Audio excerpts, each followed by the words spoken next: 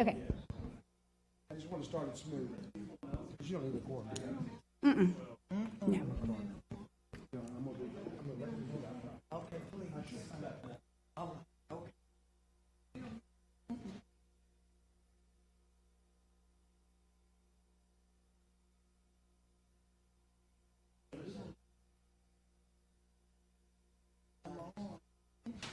So the mic's hot. Y'all ready? Yes. Or 5, 3, 2, 1. Good evening and welcome to the third of the council budget hearings, the third time for the 2025 year in anticipation of the 2026 year and 2026 budget. So thank you to all of our council members for making time to be here. Thank you to our staff that has stayed late, and thank you very much to the members of the media and the public who have taken time out of their busy lives. I know everybody is defrosting the turkey and baking the pumpkin pies. So I know that all feels more immediate than what we're doing here, but in my mind, there's nothing more important than what we're doing here today. So let's get started. Today, we're going to be talking to a lot of people from Public Works, so let me call up Rachel Lambert with Development. Ms. Lambert. I'm going to go make sure my press.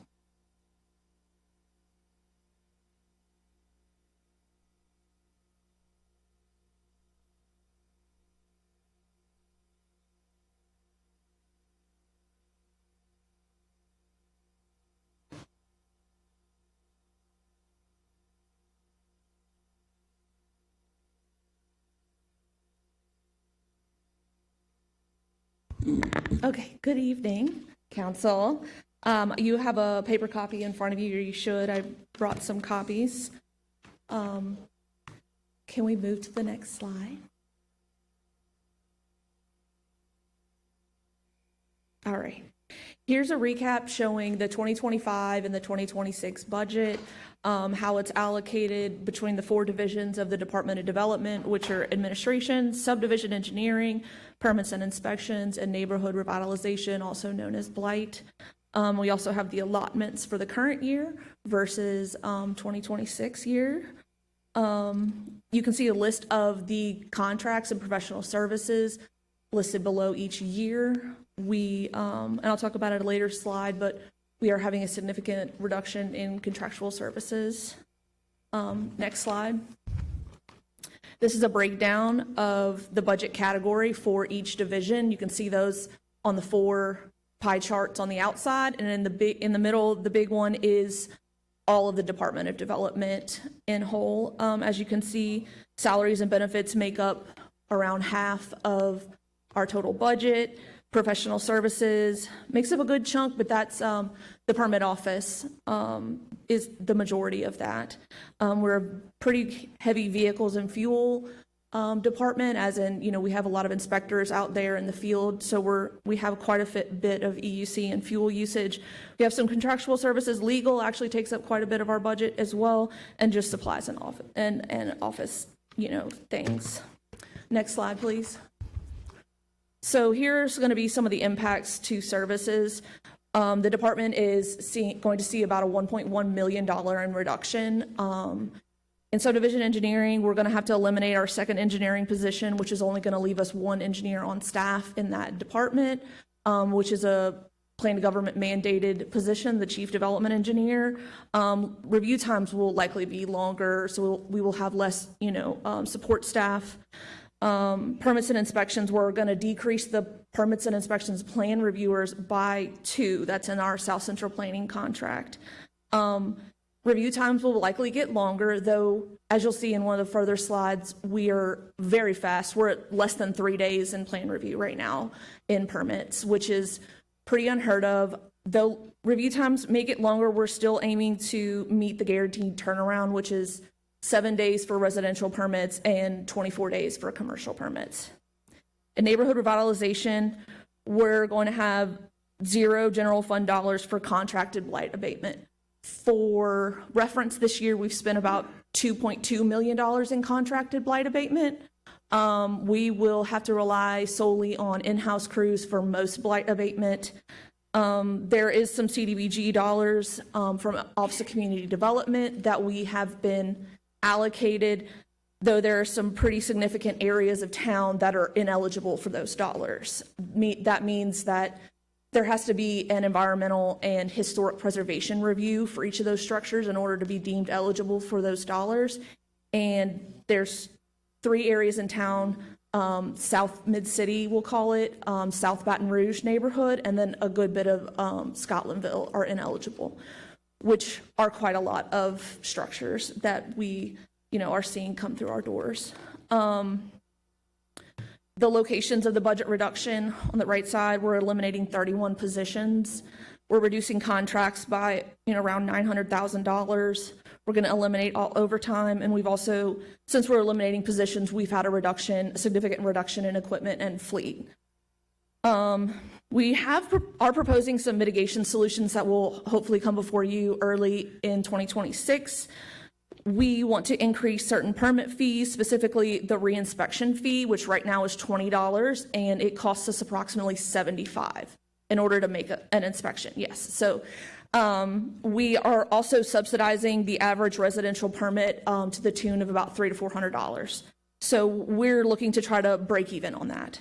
The subdivision office has a very abysmal fee schedule. It is $100 plus $25 a lot, which doesn't even begin to cover the review of some of our subdivisions. And so we have been mulling around a fee schedule. We've talked with some of our stakeholders, and they're all on board. I think actually St. George is going to adopt the same fee schedule as well. We've been talking with them and coordinating.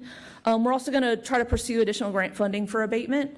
We got CDBG dollars. Hopefully there's some more dollars that we can find. Blight's a big topic around the nation, so we're hoping to find some more dollars there. We also plan to increase fines, fees, and penalties. On a later slide, you'll see that fines and fees and penalties has only totaled about $320,000 for the year, which the neighborhood revitalization division operates to the tune of about $2 to $3 million. So we're really not covering operational costs there. Next slide. In addition to general fund dollars, we also do intake general fund dollars. All of the dollars that come in from permits and inspections go straight to the general fund. You can see a graph at the top of revenue for 23, 24, and 25. I have gone ahead and broke down what our 2024 revenue was from January through October. On the top right, it was about $4.7 million. And the comparable 2025 revenue is about $3.2 million. So that's about a 30% reduction in revenue that we're seeing. You can see commercial and residential plan review times at the bottom. As you can see, they're really, really fast. They're less than 3 days that we're turning around plan reviews, which is great compared to what they were in 2020. So we've made a lot of progress there. In 2025, we've done about 1,000 plan reviews, and we've issued 6,700 permits. Compared to 2024, we did about 1,700 plan reviews and issued around 9,300 permits. So that's about a 20% decrease in total permits issued, but it's about a 30% decrease in plan reviews. Hence why we're also reducing some of the plan reviewers in our South Central contract. Revenue in 2024 total was $5.3 million, and in 2023 was $5.8 million. Next slide. There are some stats here that I have. Basically, we've done over 2,000 condemnation inspections this year. We've introduced 327 condemnations. You guys have condemned 230 structures. We've demolished 178 this year. 47 of those were in-house, 131 of those were contracted. The majority of that was some CDBG dollars, to the tune of about $1.37 million. Our average cost for a contracted demo is around $10,000. That's because it's about 75% of the structures that we demolish have asbestos, and that really jacks the price up. But the bid price for non-asbestos structures is pretty comparable to what it's costing us to do them in-house. Yeah, so that's about all I have. I'll take any questions. Rachel, would you mind giving a broad overview of what the Department of Development does? I know just for people watching at home, Yeah. we're used to that, but they may not I'm sorry. understand. No, you're good. So the Department of Development is responsible for all code enforcement. While the police, handle people, we handle property, and the use of that property. So with that comes, the permitting of all construction, but then also the enforcement of all building and regulations, where blight is, property, regulations, and that's where that comes into, like, all folds back into the code enforcement, wheelhouse. We have the subdivision division, which handles large-scale developments. Basically, if you're going to build a road, a sewer, drainage line, anything like that, and it's going to be specifically dedicated to the public, then the subdivision office is going to handle that. The permit office permits basically construction on private property. So, Okay. And does other construction-related enforcement. Perfect. Really quickly, I'm going to start at the back of the permit, the back of the packet. Okay, so we had 230 houses condemned by the council, 178 contracted demolitions and 47 in-house demolitions. How many houses, I know this is out of left field, but I bet you can get me close to this number just from your smart brain. How many houses do we have now on the condemnation list waiting to be brought down? Okay, so I have, in addition to the 178, I have roughly 30 more structures that should be down by the end of the year. Okay. So we're really poised to hit that 200 mark, which is really exciting. Yeah.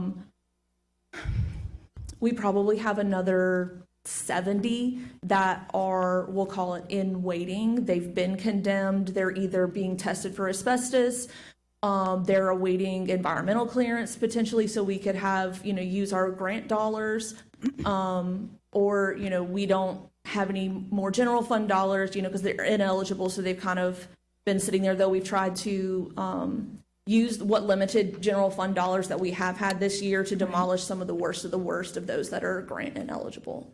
Okay. Yeah, and then I think we have been keeping a tally nowadays of those that have been introduced, and it's somewhere around like 90 structures that are, we'll call it, in waiting to be condemned. Okay, all right, so 30 in process, 70 condemned in waiting, and another 90 in the process. They've been introduced, and they're in some, or they're about to be introduced. Yes, ma'am. Okay, got it. Okay. Looking at the permits and inspections, the revenue and the number of plan reviews and permits issued, you said we're down about 30%. Is that attributable to the city of St. George? Yes, ma'am. Or is it attributable to the economy, or is it a mix?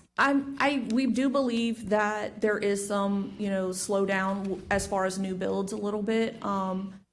I think that we've been doing fair. You can read some of the stuff that the news puts out, and but we were anticipating a 30% decrease due to St. George. Okay, so this matches up. This is matches up. Yeah, it was what was expected. Yes, ma'am. Okay, that is helpful. The department also took a 17% budget reduction from 24 to 25 in anticipation, because if you you probably don't know the date like I do, but October 16th of 2024 was when permits transitioned to St. George. So we've been transitioned for over a year now. Okay, so you can really anticipate now. And we did some forecasting, so we were prepared, which is why we took quite a significant cut last year. So we had already cut out quite a bit from the South Central contract from last year to this year. Okay.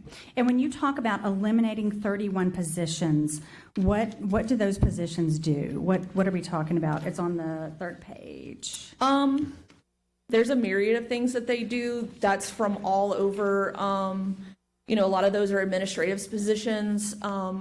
Again, we had a 17% cut, so a lot of those got frozen already this year. Okay. A lot of we had, I think, 8 or 9, we'll call it field employees, those positions were frozen as well. Right. Some administrative positions, some engineering positions that were also, being deleted as well. Okay. So it's across the board. Yes, ma'am, across the board. Okay. That is all I have right now. Anybody else? Rachel, thank you for all your hard work you do. So Many times we condemn properties and all, and then they get rescinded. Is there a cost to the city for those rescissions? Yes, ma'am. Could you tell So us? there are some fees that, have to be paid when you're going to rescind a property, but there are currently no administrative costs or fees or fines associated with a condemnation that must be repaid before it's rescinded. Okay, So but- basically, we're not reimbursed for any of the administrative time that my office, So if you're spends. going to rescind a property, what does that cost us? Can you You're tell us? typically paying back, anything that we've expended. A lot of times we've tested for asbestos, so that cost is being recouped, but a lot of it is more recording fees that is being recouped when you rescind it. So it's roughly $125, $135 in order to record each thing. We typically will have anywhere between 2 to 4 items that we may record. Okay. So about how many properties do we rescind over the year? I think this year alone, we've rescinded 45. It's a pretty significant amount. It's Yes, a little ma'am. chunk of money. Okay, thank you very much. You're very welcome. So what's the average administrative cost for rescission?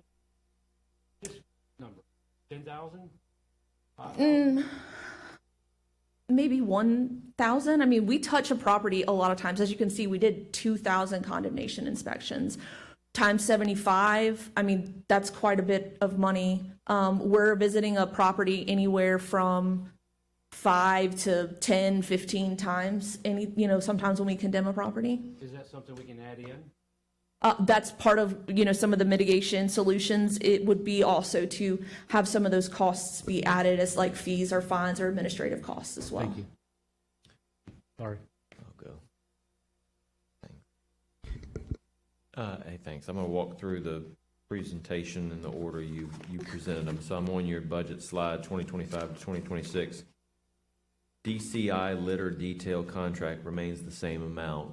Can you explain DCI? DCI is the Department of Corrections.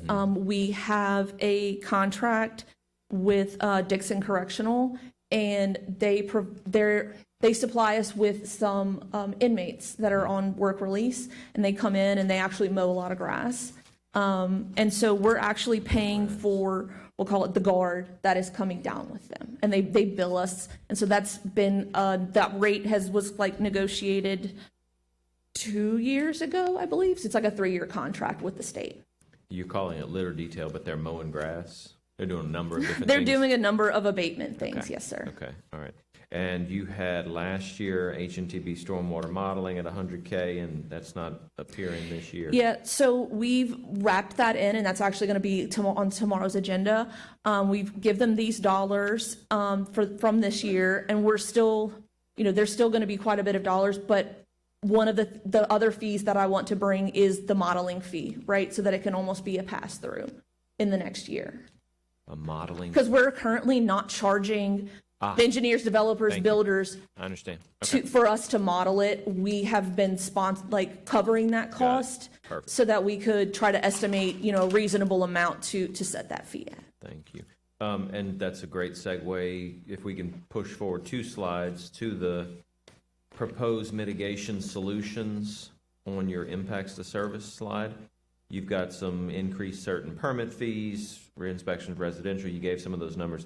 Is that an administrative action that you and your office can take, or you'll have to come to council? It would have to come to council. It's part of Title VIII. On each of those? Yes, sir. The permit fees and the subdivision fees, and then increasing any fines, fees, or penalties or administrative costs would also have to come. Those are written in Come ordinance. through, okay. And then have you done any sort of analysis, anticipated revenue, what that could bring forward? I haven't done a projection, but I have started some research to see what other municipalities are doing and evaluating what our fees and fines are. And the stakeholders in those decisions are visiting with you, the folks who would? Well, we'll call it for blight fees or fines. I would guess I would consider you all my stakeholder, but we definitely don't want to. Developers, they're. For the permit fees and the Yeah, subdivision fees, absolutely. yeah, We have yeah. been discussing that with them for Okay. quite a while. Okay, I'm all right, very good. And the eliminate 31 positions was asked about, but are 31 are filled positions? You No, they're all referenced some. vacant. They're They're all yeah. frozen? Oh, they're all vacant? Okay, thank you. All right, next slide, permits and inspections. Your revenues from 2024 to 2025 are down pretty much every month. Yeah. Is that just market conditions, or is there a St. reason George. for that? Okay. They took about, we had for the entire anticipated. year? Go ahead. Yeah, we had anticipated that we would see a 30% decrease in revenue, Okay. which has been actualized. And that's been the entire year? Yes, sir, because it was in 2024 when permits and When inspections that piece transitioned. went over. Okay, great. Thanks. What's the cause of the decrease, with the positive, the decrease in days? What's the cause of that? Your hard work, or is it? I'd like to claim that. Yeah. Again, we've had a decrease in plan reviews, so things are a little more expeditious right now. That's one of the luxuries of, having a contract with South Central Planning. They do all of our plan review. They have plan reviewers on staff, more than just what we'll say we compensate them for, because they do work in other jurisdictions in Louisiana doing plan review. Yeah. So when we do have an influx, say we plat a new filing of a subdivision and we might have 50, 60, 70, permits applied for with plan reviews, within a week, they can shift resources so that there's not a significant impact to review times. Okay. Thank you for all you're doing to balance these budgets. Welcome. One thing I did forget on the last slide, I think we talked about condemnations, but I forgot to mention that we've done over 2,900, so nearly 3,000 blight violation notices. We've made almost 12,000 blight court inspections. Like I mentioned earlier, we only had about, a little over $300,000 in fees and fines that were assessed at blight court. We achieved over 450 court orders at blight court. And we rolled approximately 729 liens to the tax bills this year. Councilman Moak. Yeah, the modeling fees, how long have we been modeling the projects and everything? I believe we changed Chapter 19 in 2023. 23. That sounds right. So that came along with all the sweeping modifications that were the culmination of the stormwater master plan, and all of that work that we had done to kind of rewrite and revamp and make some of those things stronger. So let's tell the public and developers and everything, basically the modeling fees are what they would pay a developer to basically check upstream, downstream of a property, flow rates, rainfall would create this, produce, and it's all the new modeling of the software and everything, correct? Yes, sir. Culverts that are around the area, how much water can flow Yeah, through. so basically, the way it works is that a developer or engineer will submit to us what they call a surface, their proposed elevations in an area for their development. H&TV then takes that file and kind of meshes it into their, the model, and then runs it to make sure that there are no adverse impacts. Right. So did we start the modeling without charging as a pilot program? Yes, sir. Okay. So that's been doing for 3 years now, 2 years?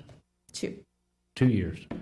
And so this is just now going to be start instituting fees on different scales, depending on size of... We're going to look at different, we'll call it project sizes, in order to have different fee schedules. Yes, sir. We really wanted to we evaluated doing it earlier this year and implementing the model fee, but we really didn't feel comfortable enough with enough, modeling projects that had come through for us to be able to make a determination on that. And the modeling would be a requirement. Not on all. So only on some where it's deemed, whether it's overlapping what we call a conveyance zone, or if a large amount of water is coming from other properties onto that property, where we call that like an overland flow check. And that's determined by the engineers, and like my office just determines whether or not we're going to require you to do the modeling. Okay, but like an individual rezoning or something like that? No, sir. There's not going to. Okay, just want to make sure. Yeah.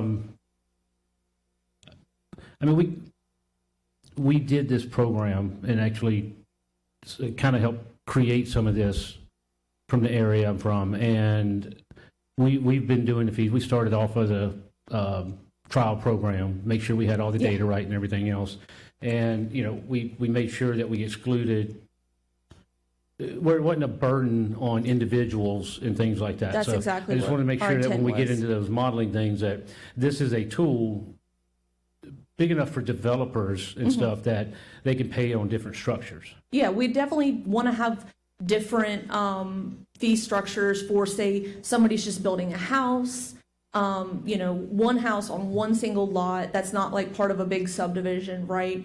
And so that we're not overburdening them, right? Like, but then when a developer comes in and is doing, hundreds of acres that, encompass large watersheds and other, main drainage features that, we're competently, assessing fees that are going to cover our fees on that. Okay. We're very, yes, that's why we've taken so long, I think, to do this, is because we wanted to make sure that we really had a handle on this and we're fair, and we're definitely going to, coordinate with our stakeholders and stuff like that. And this may have been in it, but with those fees implemented, based on what we have done in modeling so far, what are we looking at that in revenue?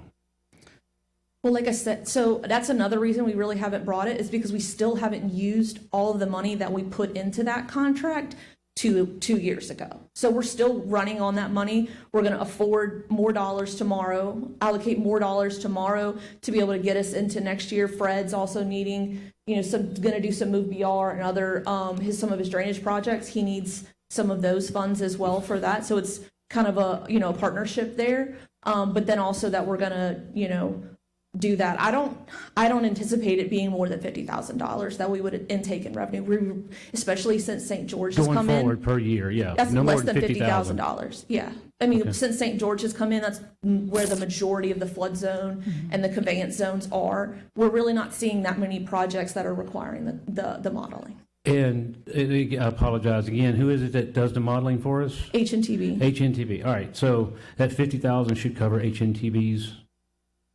cost of the modeling? For Department of Development annually, yes, sir. Okay.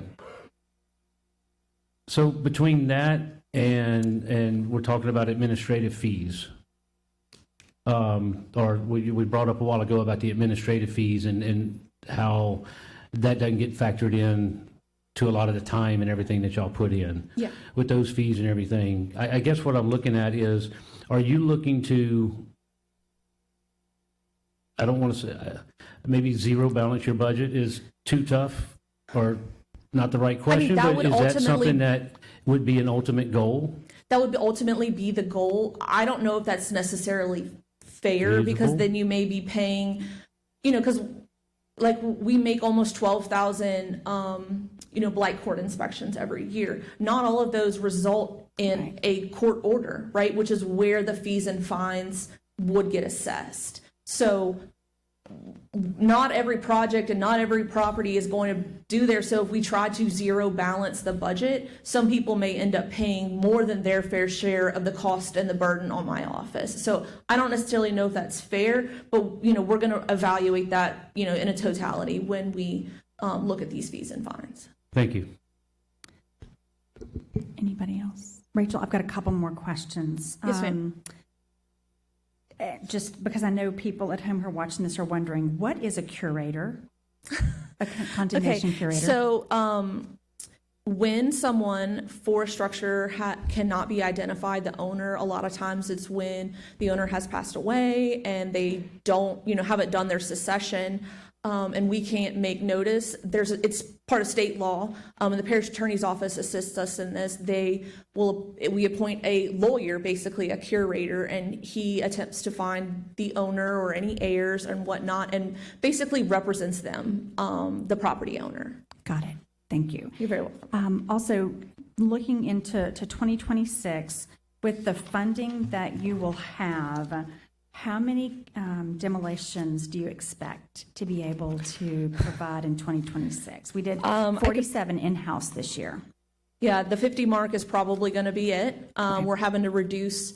We have a contract to assist us in hauling from our demo site to the landfill, because we're really only working with like 4 people right now in our field crew. So that, it just would take so much more time. So we put out a bid and have a contract to assist us in that. And that's a pass through to liens as well. We do charge the homeowner for that. But if we run out of those dollars, then we would, might take more time and each house to demolish. So we may Right. get to less. Okay, so right now, we're looking at 190 at some point in the process, and we're saying we'll have funding and the ability to Yeah, take down and about we do 50 have of those some- next year. We will have some CDBG dollars next year. It's Okay. still not determined how much that's going to be. Right. This year, we've expended about $750,000 in CDBG funds. Okay. So, and, you know, we're working with OCD and, you know, the state and feds and whatnot, and Kelly and them to try to get more of those dollars as well. But obviously, it's a very delicate balance. There's a lot of needs around for those CDBG dollars. So. Sure. Okay, anybody else? Okay, thank you. Thank you, Ms. Lambert, we appreciate it. All right, moving on. Next up, we have Building and Grounds, Mr. Joe Butler.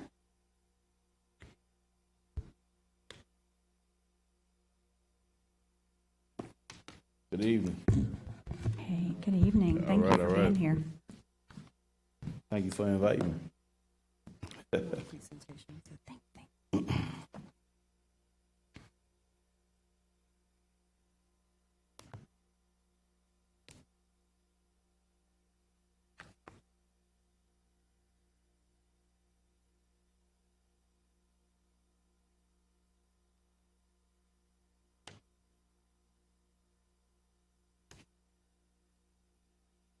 We're getting there. It just takes a minute.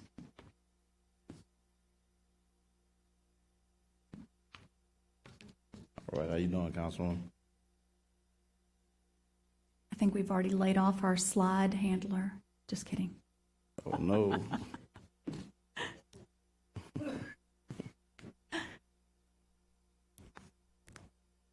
All right. We're ready when you're ready, Mr. Ready? Butler. All right. All right, good evening. I'm Joe Butler with Department of Buildings and Grounds. I'm here to review our 2026 operating budget. Buildings and Grounds, our mission of building maintenance is to provide quality service in an efficient and professional manner to ensure the safety and health and welfare of city parish employees and citizens that utilize our facilities.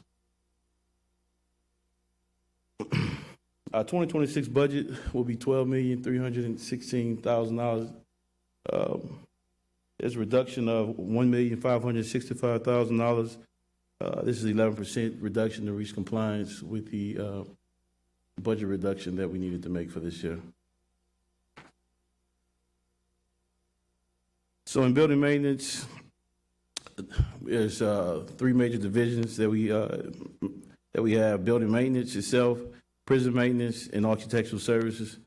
That consists of electrical maintenance, plumbing, HVAC, all building services that are required to maintain all city-owned facilities. Next slide.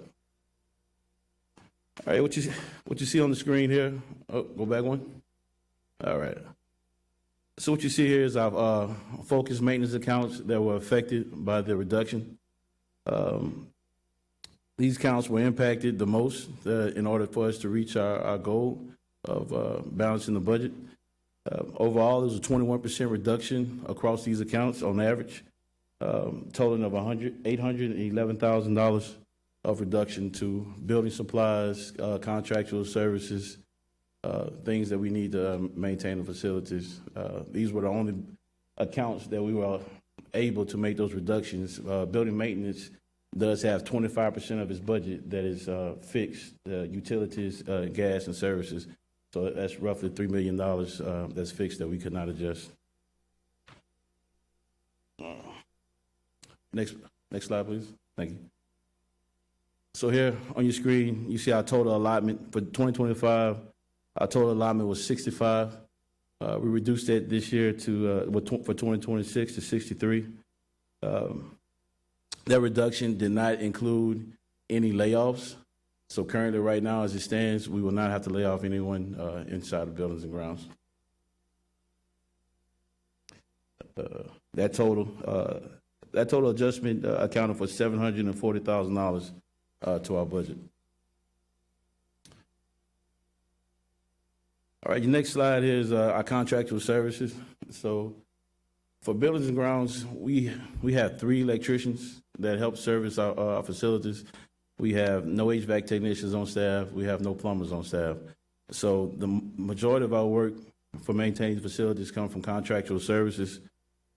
So what we took a strategized plan in reducing services so that we can and still try to maintain services to the building at a significant standard.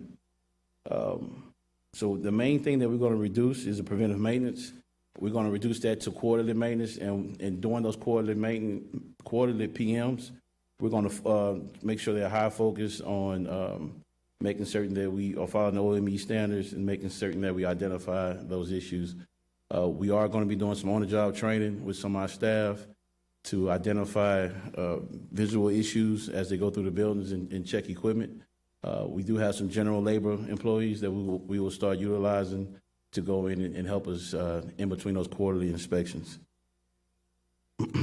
So over the past 3 years, we've been focused on trying to reduce maintenance calls and issues. I'm happy to say this year that we did see a significant reduction in HVAC calls this year over at the prison facilities and also overall maintenance facilities.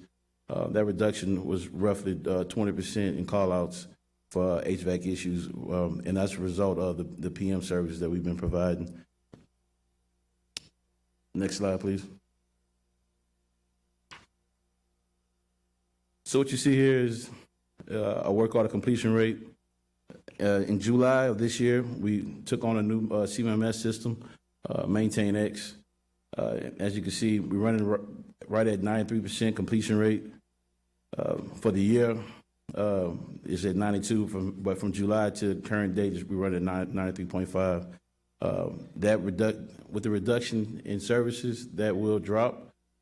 Right now, I cannot calculate and tell you what it would be reduced to, but we will do our best to maintain these levels. Next slide, please. So for 2025, we had some significant projects that were completed. We completed a 480 volt primary feeder repair over to the River Center. During an inspection, we identified that we had a short in our secondary line going to the River Center. So we were able to get that changed out and completed prior to Bowling Congress coming in. That is the feeder that provides the power to the Exall. Without that feeder, we would have been in grave jeopardy of having an issue if there were any kind of electrical service interruptions during that Bowling Congress, but we were able to get that taken care of. Public safety and the prison both received new chillers this year. Those chillers were over 30 plus years old, past the life expectancy. So we've seen a significant change in as far as the air quality at those facilities as well. And also, I'm proud to say that we completed the construction of EMS Station 9 over at Public Safety Complex on Airline Highway. If you haven't checked it out, please do so. There's great work there. Next slide, please. So for 2026, even though we reduced the budget, we have not given hope on continuous improvement efforts. Those efforts will consist of continued development of the CMS system that we have and trying to implement that across city parish to the agencies as well to utilize it. Right now, we're only using it internally, and they're still sitting in work orders in the old manner. In July, we plan on rolling the system out to where the agencies could put in their own work orders, take pictures, and have better communication through the work order system to make certain that we're being efficient as possible. We plan on trying to eliminate loss by detailing the quarterly PMs so we could try to eliminate any catastrophic failures that we may have on our equipment. Next slide, please. So to help out, we have employees, like I said, they're general maintenance employees who will be using some on-the-job training techniques to help out our staff to get familiar with our equipment, to help us out in those gaps that we may have throughout the year. We have talked to our contractors, our contracting partners. They will be helping us train as well, our employees. So We'll be doing some 5S training, millwright precision, as laser alignment, vibration analysis, electrical test and inspections throughout all our facilities. All right, for 2026, I just wanted to point out some of our priority building improvements that we need to focus on. 19 JDC has had continuous leaks and waterproofing issues for the past 10 plus years. We did request capital outlay funding. We're waiting to hear back from that. B2 parking garages, security issues. So right now the garages are open 24/7. We would like to secure those garages for the employees that work late nights, so they can feel safe as they go to their vehicles. City Hall itself, we do have issues with waterproofing. Right here in council chambers, I know we've sat and heard the wind whistling through the windows. Some of you guys' offices may have seen some issues. These are the original seals, original windows to the building. They have never been changed, never been updated. We do have a FEMA project that we are waiting on some communication back to see if we have received our final approval for that. City Court as well is having water intrusion issues. So that building itself needs to be waterproofed and also exterior clean. That is a historic building that we would like to maintain and which we are greatly proud of. And City Hall itself, elevator improvements. For those who have ridden these elevators here, we know they need to be upgraded. That is it. Any questions? Councilman Dunn. Thank you. Thank you for that report, Mr. Butler. Two questions. If you go to your preventative maintenance slide, first of all, can you just give us a list of the equipment that you routinely and your staff routinely perform preventative maintenance on? So that's all our rotating equipment. So HVAC units, boiler equipment, chillers, all the mechanical equipment that are used to maintain the facilities. We do PMs on. We also do PMs, yearly PMs on electrical systems, on all our motor control your MCCs. Those units we open up, we check to make sure there's no corrosion on any other contacts, fuses, insulation on the cables. And we make all our rotating equipment motors that we have as well. And the mindset to do that is to maintain or enhance the lifespan of the equipment. Is that correct? Yes. To be proactive versus reactive.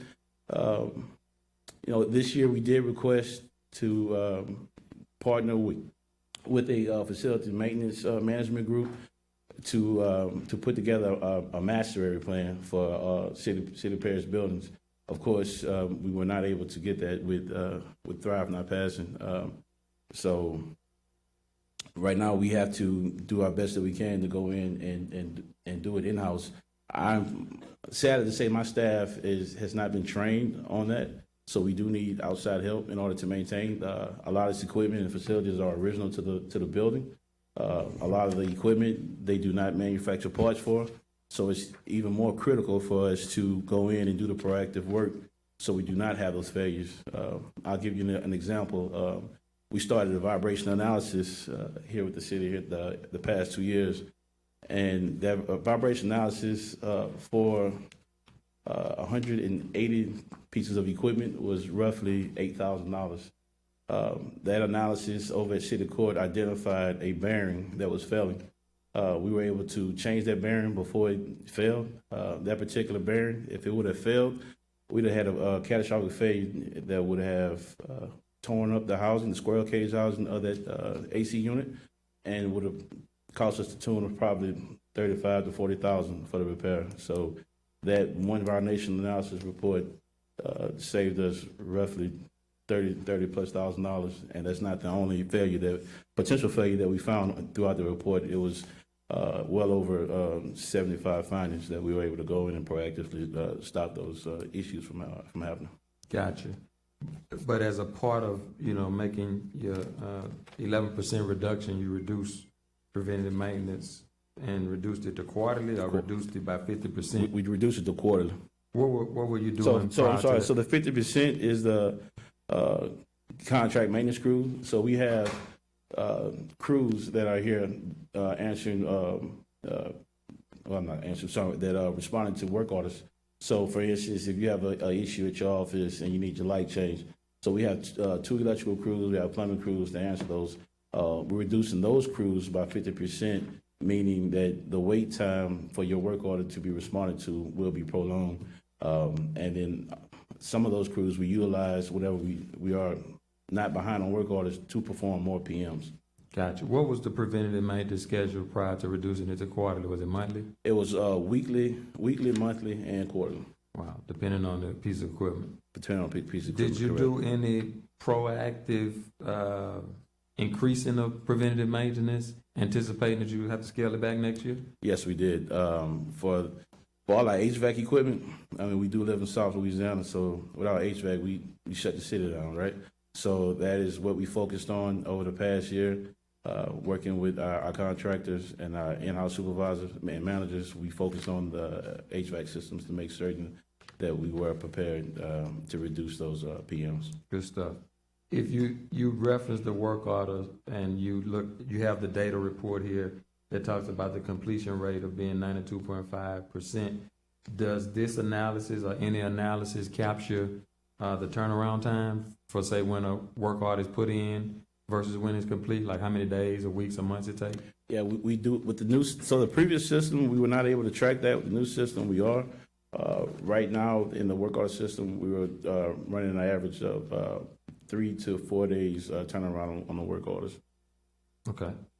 Now going to the priority buildings.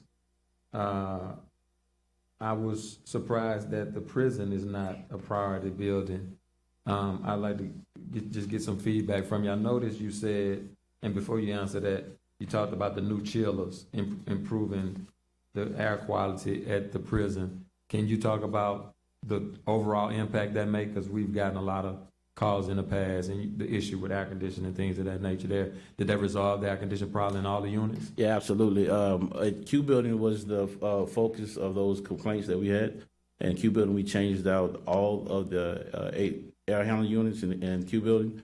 This summer, we had no complaints to our office of HVAC issues. As far as the air quality, that was improved. We do still need to go in and do some work to some additional work to the duct work that I'd like to do, duct cleaning. That was not in that project. That would also help improve the air quality as a whole. But overall, as far as cooling the building off, yes, we did achieve that. Any feedback on why is it not a priority focus? Is it too big of a project or a job? I think we all can agree that we need a new prison, but is it just too big of a project to be a priority at this point? No, so the items I have listed are the items that are not funded. I'm sorry if I wasn't clear on that. The prison itself, we do have funding for a new roof on Q Building, which is out to bid right now. And the cleaning of the duct work, we're going to get that scheduled first quarter of next year. What about some of the internal conditions of some of the units? Is that being looked at to resolve some of those conditions? Yes, so while we were down, changing out the air handling units, those areas that were affected by the unit being removed, we went in and proactively repaired any damaged equipment they may have had, any metal that they may have been rusted. We went in and welded that up and made changes to that. Thank you. Finally, as a priority, you mentioned about the elevators in City Hall. And I know this security system project has been either funded or we've acquired the scanning instruments or what do you call them? Systems. They've been put up at City Hall and they've been taken down. Can you give us a status of that project? Yes, so due to delays on delivery, that project should have started mid-November. Manufacture for some of the equipment gave us a delivery time of mid-January. So when that arrives, then we'll be able to start the install. So we have a component of the system that we don't have? Correct. Okay, and that's supposed to come in January? Correct. And if that arrives in January, we anticipate that going up when? We will start the work late January. It should be no more than a 4-month install on upgrading the first floor security. Thank you, Joe. Appreciate all your work, you and your team. Y'all be very responsive and appreciate the service that you guys provide to the parish. Thank you, Council. Councilman Moak? Councilman Dunn, you can use your key card to get past that if you need to. Ba-dum-ba. Jump to the windows and maintenance here at the building. When we first came on, we talked about replacing all the windows through ARP dollars. That was it was a FEMA project. That is what we're waiting on the second approval from FEMA to so we can get the funding for that, changing out all the windows, the window retrofit project. Okay. I guess I'm looking at it from a maintenance standpoint. We're talking about sealing the building. Would that mean like resealing all the existing windows? You talked about the air can all coming through, but would replacing them? Yeah, we will replace them and there will be new Take care window of that? frames, and that would help us with energy efficiency as well as reduce those issues, the water intrusion.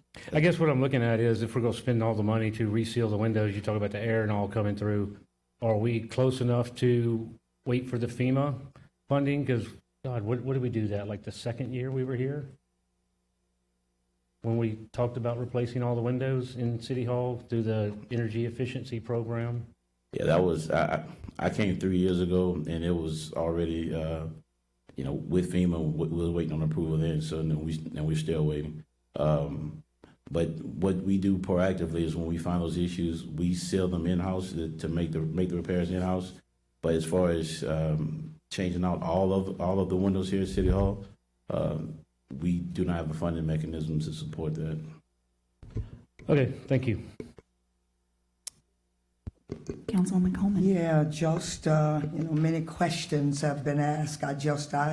Mr. Joe here, I just want to say that when I look at and hear training, that's very important, and I'm glad you are on top of that, because that's the key to any and every department that's here in this city. And I'm grateful that you're talking about, you said the CMMS that you all are working with, but you're going to recommend that they use it so there'll be a common thread that's used through city parishes. Is that what I hear? Yes, ma'am. Currently, the way the work order system works is you send an email to an individual and then they put the work order. Antiquated ways, Yes, that's what it yes, is. ma'am. Yes.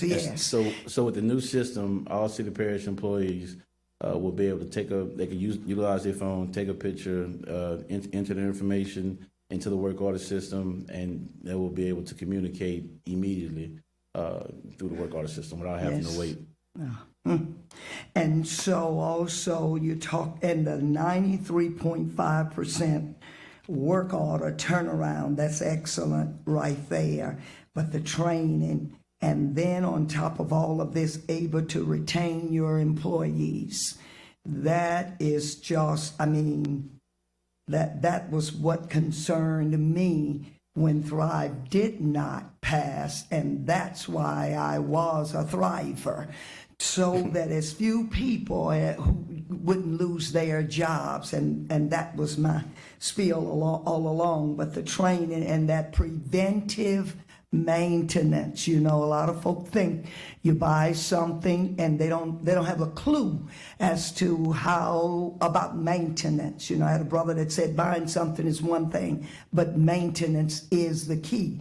And so here you are preventing preventing by maintenance, and that is, you're to be commended for that. So just want to say thank you, and then you have a continuous improvement effort.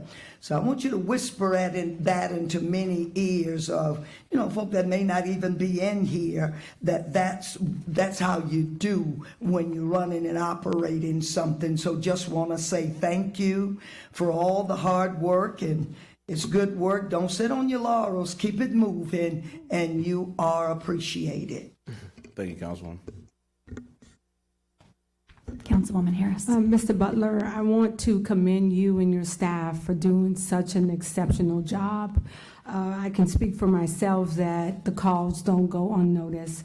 The calls are always answered, and any time a work order is put in regards to your department, you always make it happen. So I want to make certain I understood you. You're not cutting any jobs, correct? We're eliminating positions, not actual positions that's being held by the employees right now. Okay, that is so good to hear. Thank you, Lord. It was a very big concern for myself as well, hoping that Thrive would pass to prevent all of this from happening. But been knowing you for a while now, Mr. Butler, you do whatever it takes to make it happen, to get the job done. So I also read where you say that, things used to come quickly whenever we called, but we know that now there may be a time frame that it's not going to be Johnny on the spot anymore. So, Yes, Council. Well, we're gonna have to prioritize a little bit more. So, we'll still have those calls that we have to go take care of immediately. It's just those lower priority items may take a while to get done. okay. Thank you so much, Mr. Butler. One last question. Councilman Gode. Yeah, quick question. Facilities that we have throughout East Baton Rouge Parish, are we offloading any? And what kind of process or how soon can we take these out of the maintenance rotation? Are there any facilities in East Baton Rouge Parish that we're looking to sell off or get rid of? We do have a couple of facilities that we are in discussion of putting them up for sale and to try to offload them. About how many facilities do we have? We have 3 that currently right now that we could possibly offload immediately. Are these pretty large facilities? Would it make a difference in the maintenance budget as far as what we're doing to them and maintaining them now? No, it won't make a significant impact to the budget. Right now, we just make certain that vagrants are not going into the buildings. As far as overall maintenance to those facilities, we don't do anything there besides one facility has utilities, and that's it. Thank you. But I would like to note that throughout this, building maintenance did not lose any facilities with the formation of St. George. So our priorities and maintenance levels will stay the same. We did not lose anything. Councilman Gode. Go now. Oh, sure. Go ahead. Mr. Butler, thank you. You got 63 allotted positions, 9 architectural services positions. Can you explain to me what those folks do, and you have 9 people in those positions? Yes, so we have 1 vacant architect position. We have 1 chief architect. We have two administrators, 1 architect in training, and 1 field technician.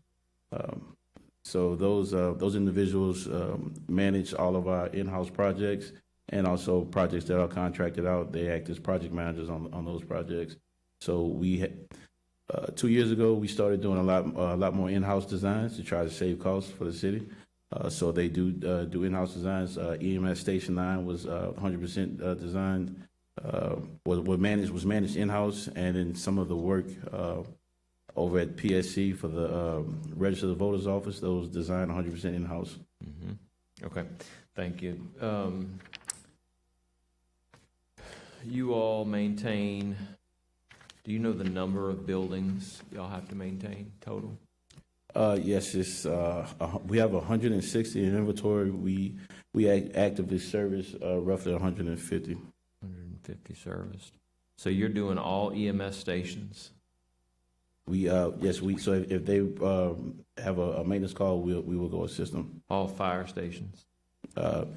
We don't receive that many calls from fire, but we will service if they do have issues. You think they're doing it themselves? You know, they're pretty They handy. probably are.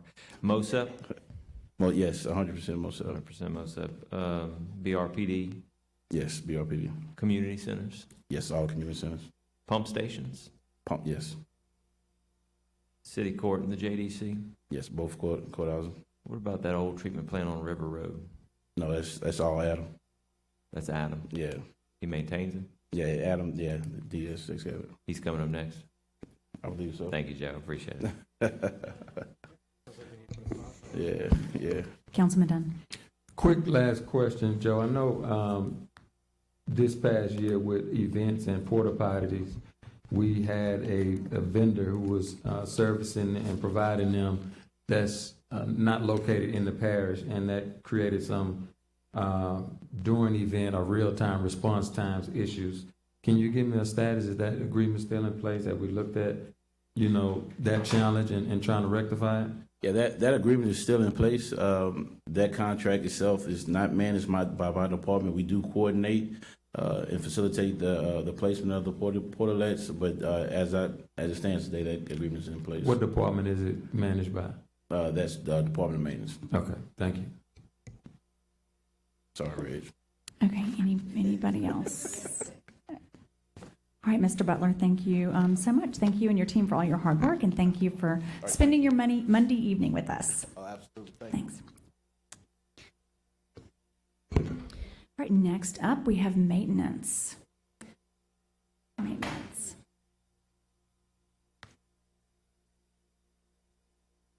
Hi, Mr. Brumfield.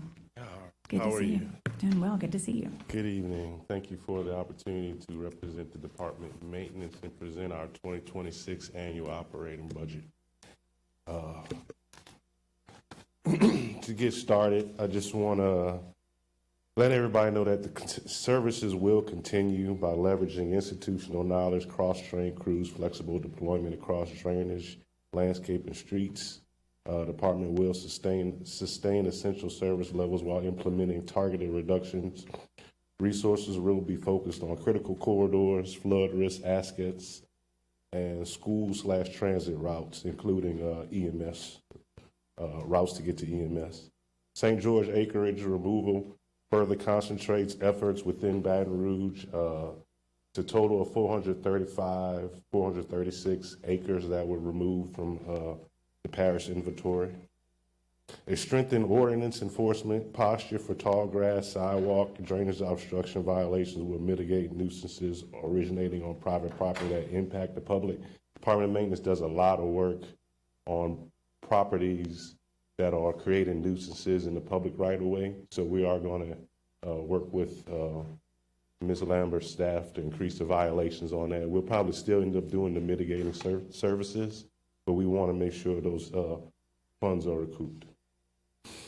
Throughout the department, operations will remain aligned with city parish ordinances, property dedications, legal guidelines to preserve core quality of life service parish-wide. We've been preparing for about a year and a half. Next slide. You can go to the next slide after that too. So we've been preparing for about a year and a half, identifying positions. So over the summer, we froze 10 positions internally in anticipation of this. So with those 10 positions froze internally and 22 vacancies, we'll be able to shed the 33 allotments needed without doing any layoffs.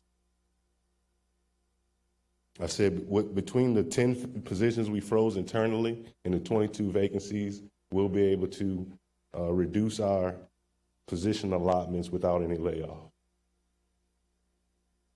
And of course, salaries and benefits is about 54%, approximately 54% of our budget. Next slide, please.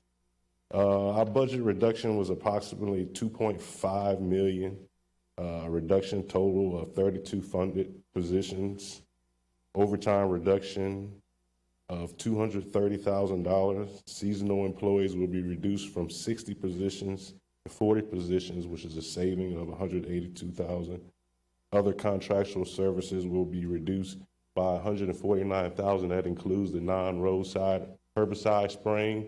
Well, we took 313 approximate acres off from St. George, so that saving is formulated into this.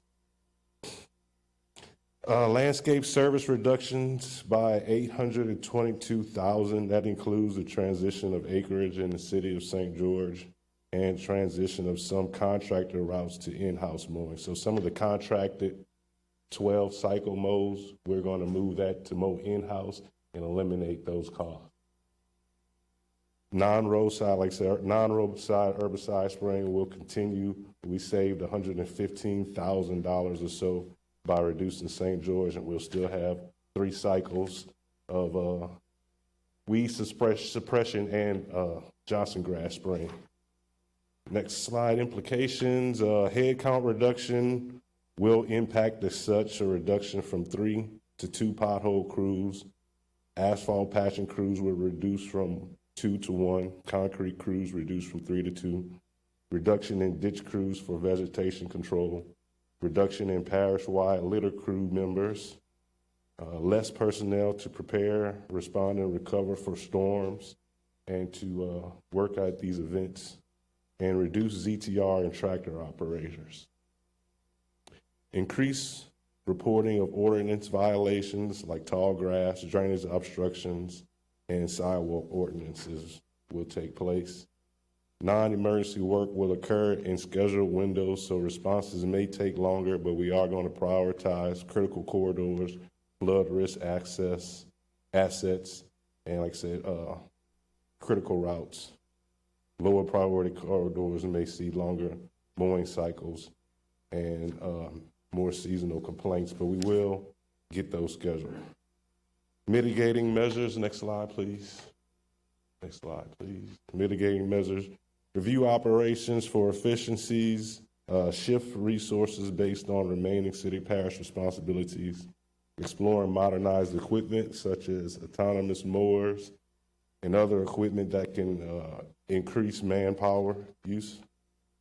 Consider converting to contracts. We have parish transportation funds, and since we are losing a lot of manpower, we won't be able to purchase as many of those supplies, so we'll be using those funds for contracting.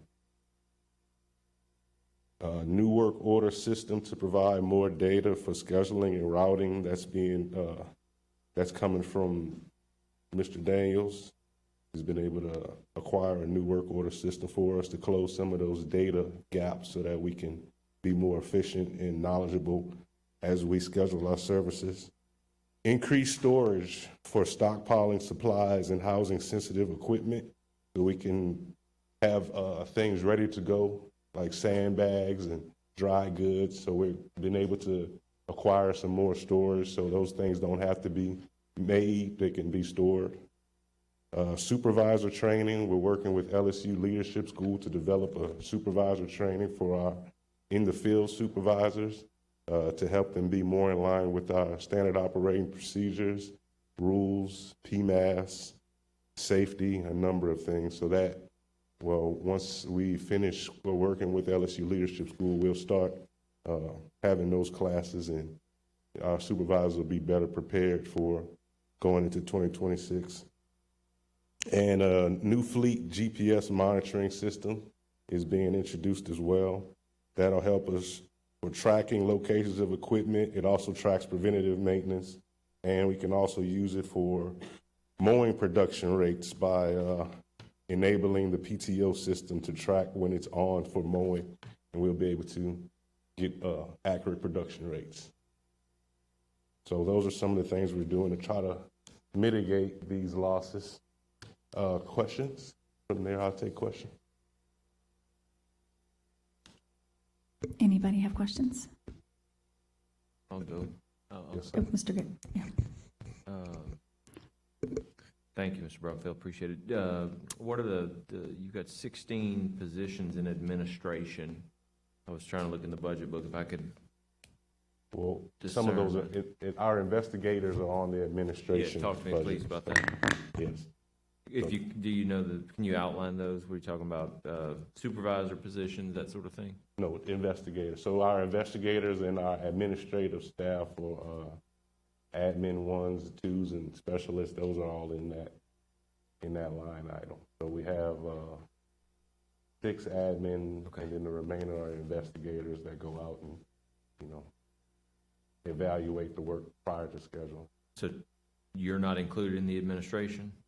Yes, I should be included in administration as well, yes. Okay, so it's not 10 investigators then? So each division superintendent has an investigator. Investigator, okay, Yes. all right. Any revenue opportunities for your department? Rachel talked about raising fees. I was trying to think of any. No, just like I said, the increased violations. So when we come across a situation where we have a request for mowing, but it's actually the property owner's responsibility, Yeah. then it will be You can reporting those seek to violations recoup more. that. We've done a lot of courtesy mowing in the past.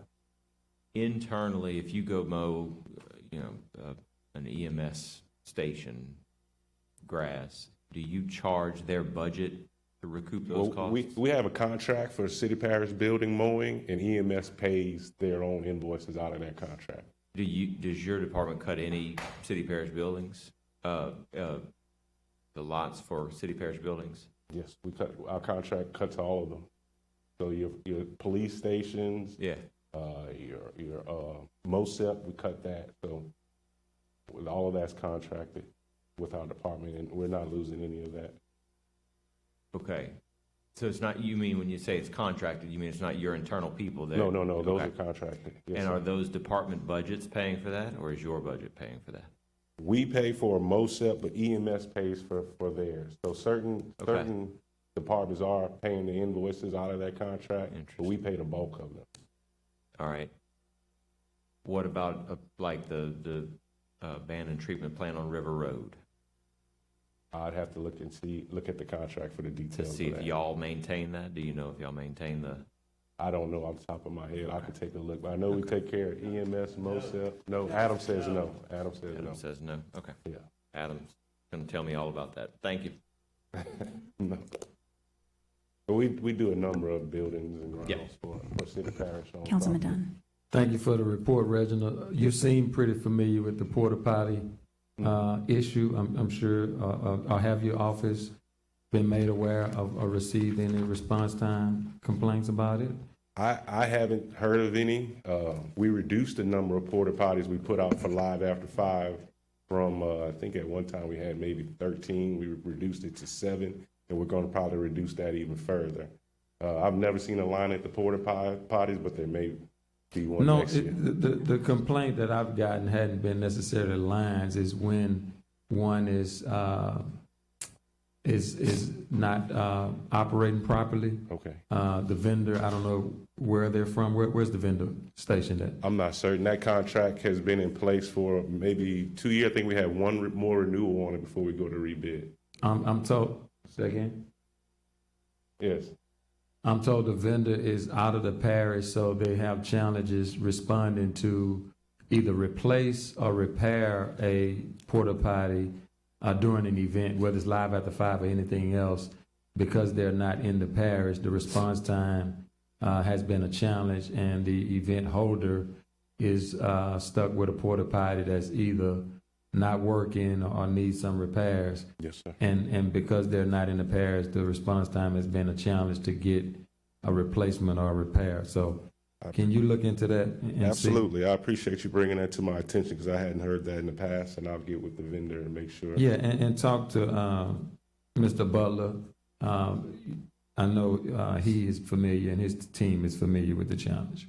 Yes, sir. Thank you. I think that's it, Okay. Mr. Reginald. Thank you. Thank you very Mr. much. Have a Butler, great thank evening. you. All right. Next up, transportation and drainage. Who runs that department? Anybody know? Hello, Mr. Rayford.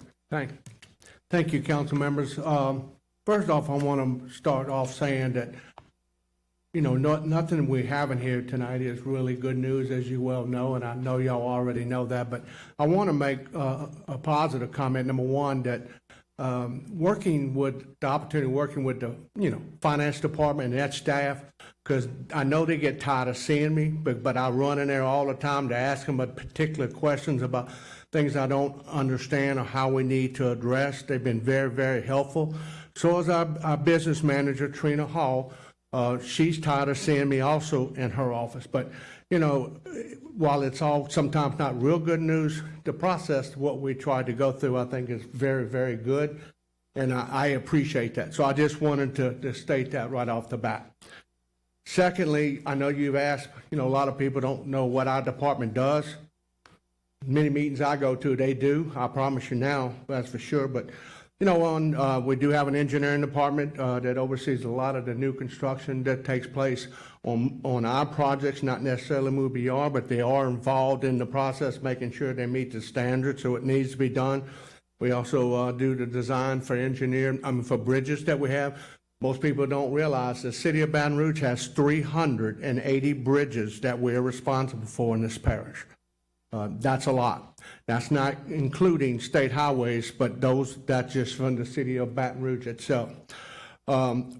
Certainly, from an engineering aspect, we look at try to manage some of the projects we have, especially the new bridge construction with our field engineering group, which you'll see a little bit about tonight. The next department is traffic engineering. Everybody knows about traffic. I mean, you hear it every day, and that's what they see, but it is a plus for us. Then I am very thankful for the voters of the parish who supported the MUBR program to help us address not only roadways, but signal maintenance and signal opportunities to help facilitating moving traffic through a lot of our major corridors. That's part of the issue. We're also responsible, you'll see, sign maintenance that we have to deal with street signs, also your traffic control sign type issues that we deal with that will be looked at in the future, and part of my comment tonight. One of the things is drainage also, and I have a little part about drainage tonight, because transportation and drainage. I can't figure out why I got both of them, but that's just the way it goes. I took the job, so guess what? I'll deal with it. It is a good report. I think we'll be able to provide a little bit later tonight. Let's go on to the presentation. Joe, go back to the view. Keep going. I'm sorry. I should have probably told you that. There you go. Tonight is for the overview of the 25-26 impact on our budget. Certainly, and there's no question, reduction in course operations. Everybody's going to have that. We're trying to manage that to minimize that inconvenience or the frustration to the people who deserve the service. I mean, we do know that is very, very important. And one of the things that I've met with all my team to be able to make sure they understand, we don't want to just cut to be cutting. That's not the goal or the objective. We also don't like to have to cut people any more than we have to. That's for sure, but there are things that we have to look at from our budget and from an overview. Let's just start the next one. Positions. As you can see in here on this sheet, we have some from traffic, we have some from engineering, and we also have some from field engineering. There's about 11 positions that are frozen at this point. There you can see the breakdown from field engineering and also from engineering, and one from traffic. I think what's important too, while people don't make much comment about it, the 40 positions that were previously frozen will be eliminated. That does matter. I mean, while we had people in there that we knew that we're going to do, so we knew we needed those positions in the future, but when people will say, well, those don't really matter anymore. Well, yeah, they do, because it was part of our budget. And from my perspective, we moved down from 108 positions to 68 positions. And to me, that's a lot of people to lose. But there again, that's just part of the process, and you do the best you can with that situation. Next. One of the things I want to talk about is one thing that most people deal with is sign manufacturing. It's a replacement of street signs, speed limit signs, stop signs, and things like that. One of the things that I will say that the public will probably see some slow down on will be the replacement of some of the signs that we have, because we're a little behind now. We've done everything we can do with the people that we have, but with the reduction, it's certainly going to cut our services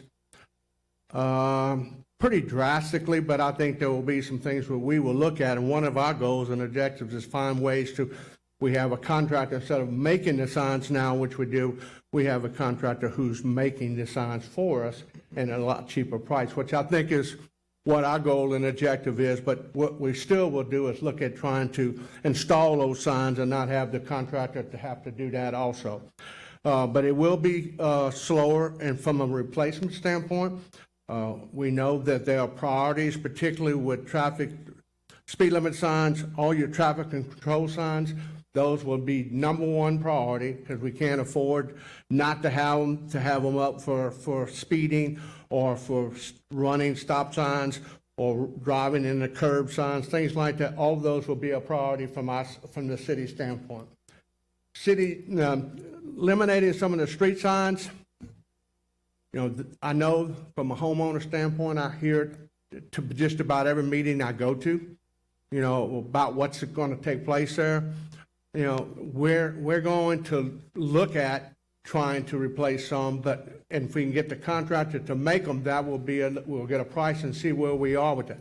But realistically, we believe that we may be to a situation where, from a manpower and funding standpoint, because our sign machine is down, and it's probably $200,000 to get it where we need it to be. I would say that we may have to have homeowners look at associations and see about replacing these signs. They can have the sign made. We will go have the people to install it. That's what we would be looking at. We work out a plan that would be addressed throughout the parish itself in general. Next.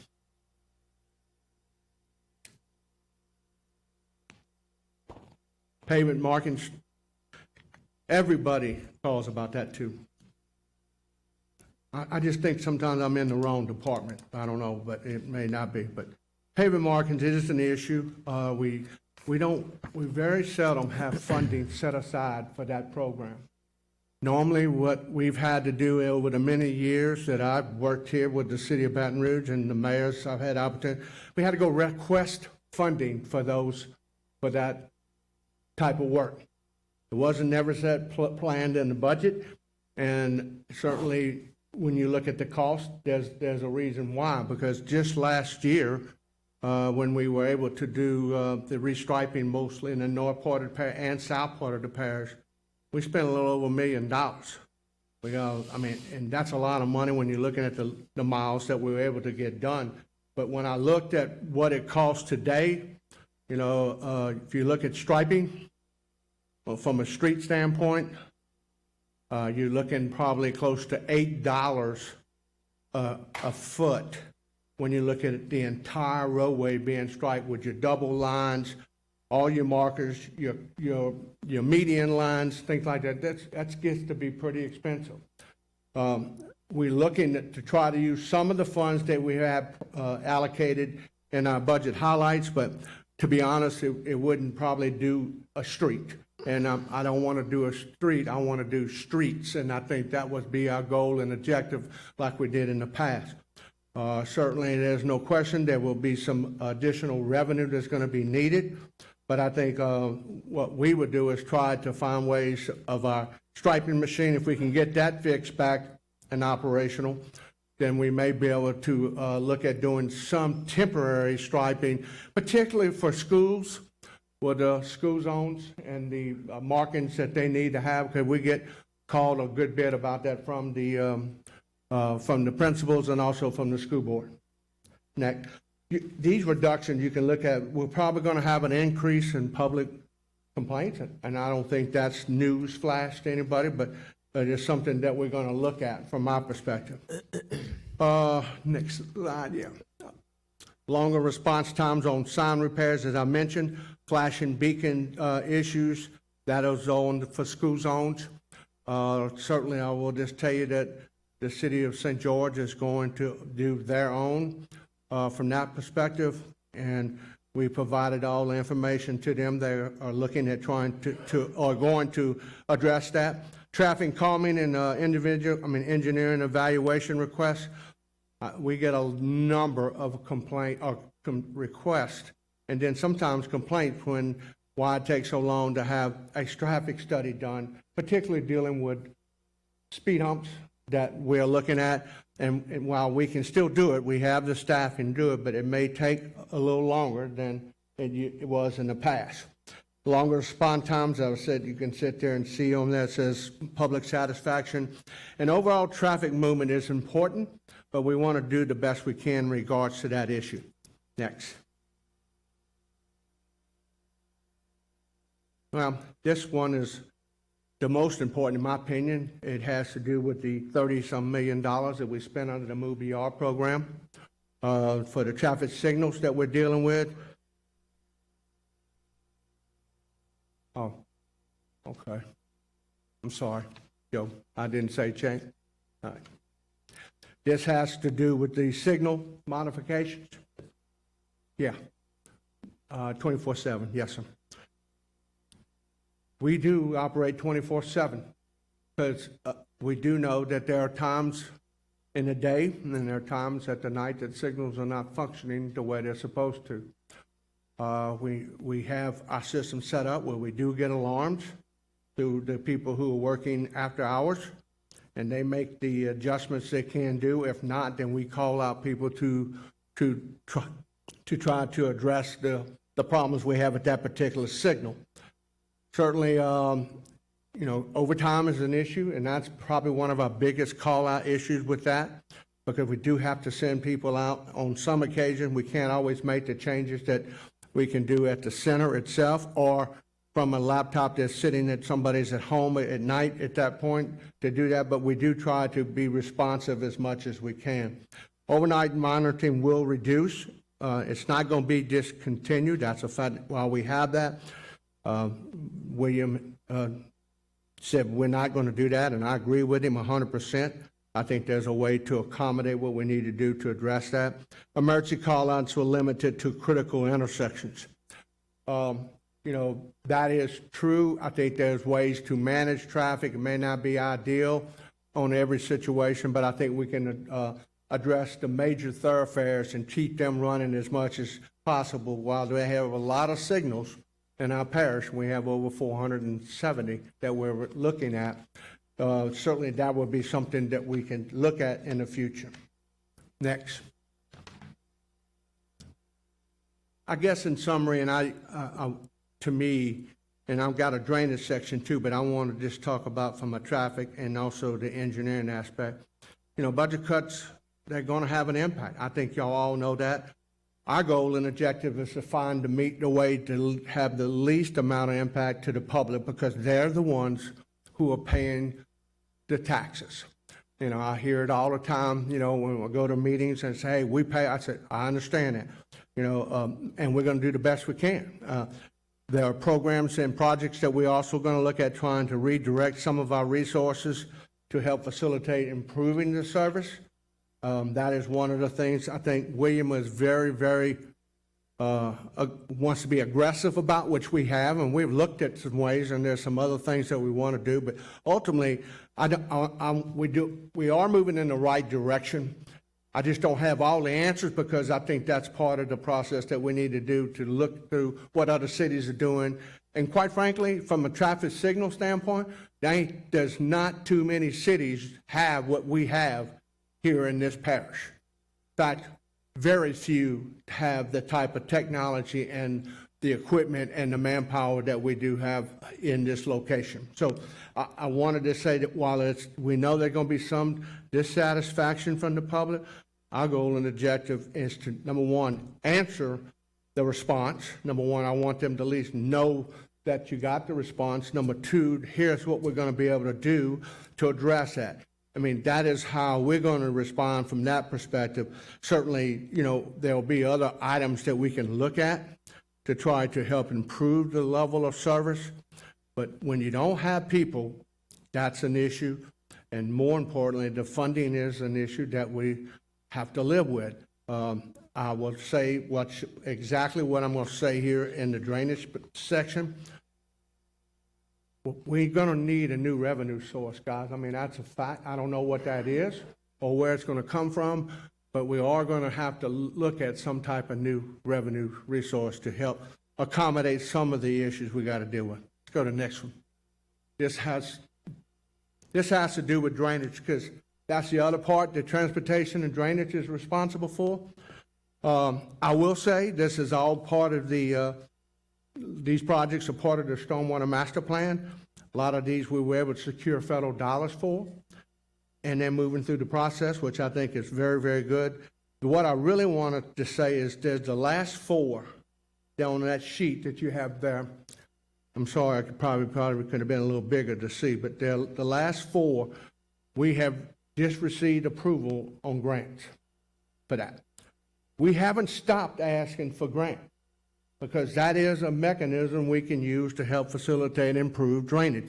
We don't stop. If we can get some grants from roads, which we have done very well on the infra grant and a few others, working with some of the congressional delegation, working with our representatives and senators, I think that, to me, we can continue to do that. My biggest concern when I look at this is I can't pick a project that has a match, because I don't have funding to go along with that match. And some of those projects are very, very important, even in our Stormwater Master Plan, which we've looked at. While there may need to be some engineering, additional engineering needs to be done, there's enough data there to be able to say this is a worthwhile project for East Baton Rouge Parish. So I just wanted to let you know that, number one, we're not sitting around waiting on something. We are going to continue to move forward with our business.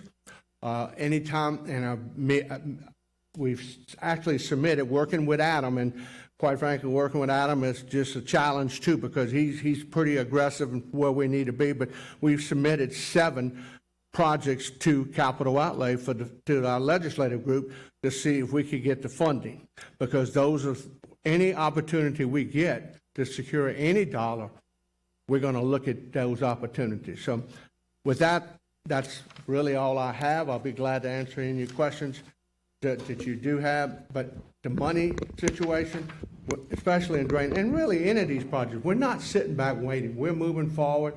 But we do also know that to be able to maintain these things and have maintenance activities on some of these issues, we're going to certainly need a new revenue source at some point. Councilwoman Amorosa. Thank you, Fred. One thing I appreciate about you is you're always very honest.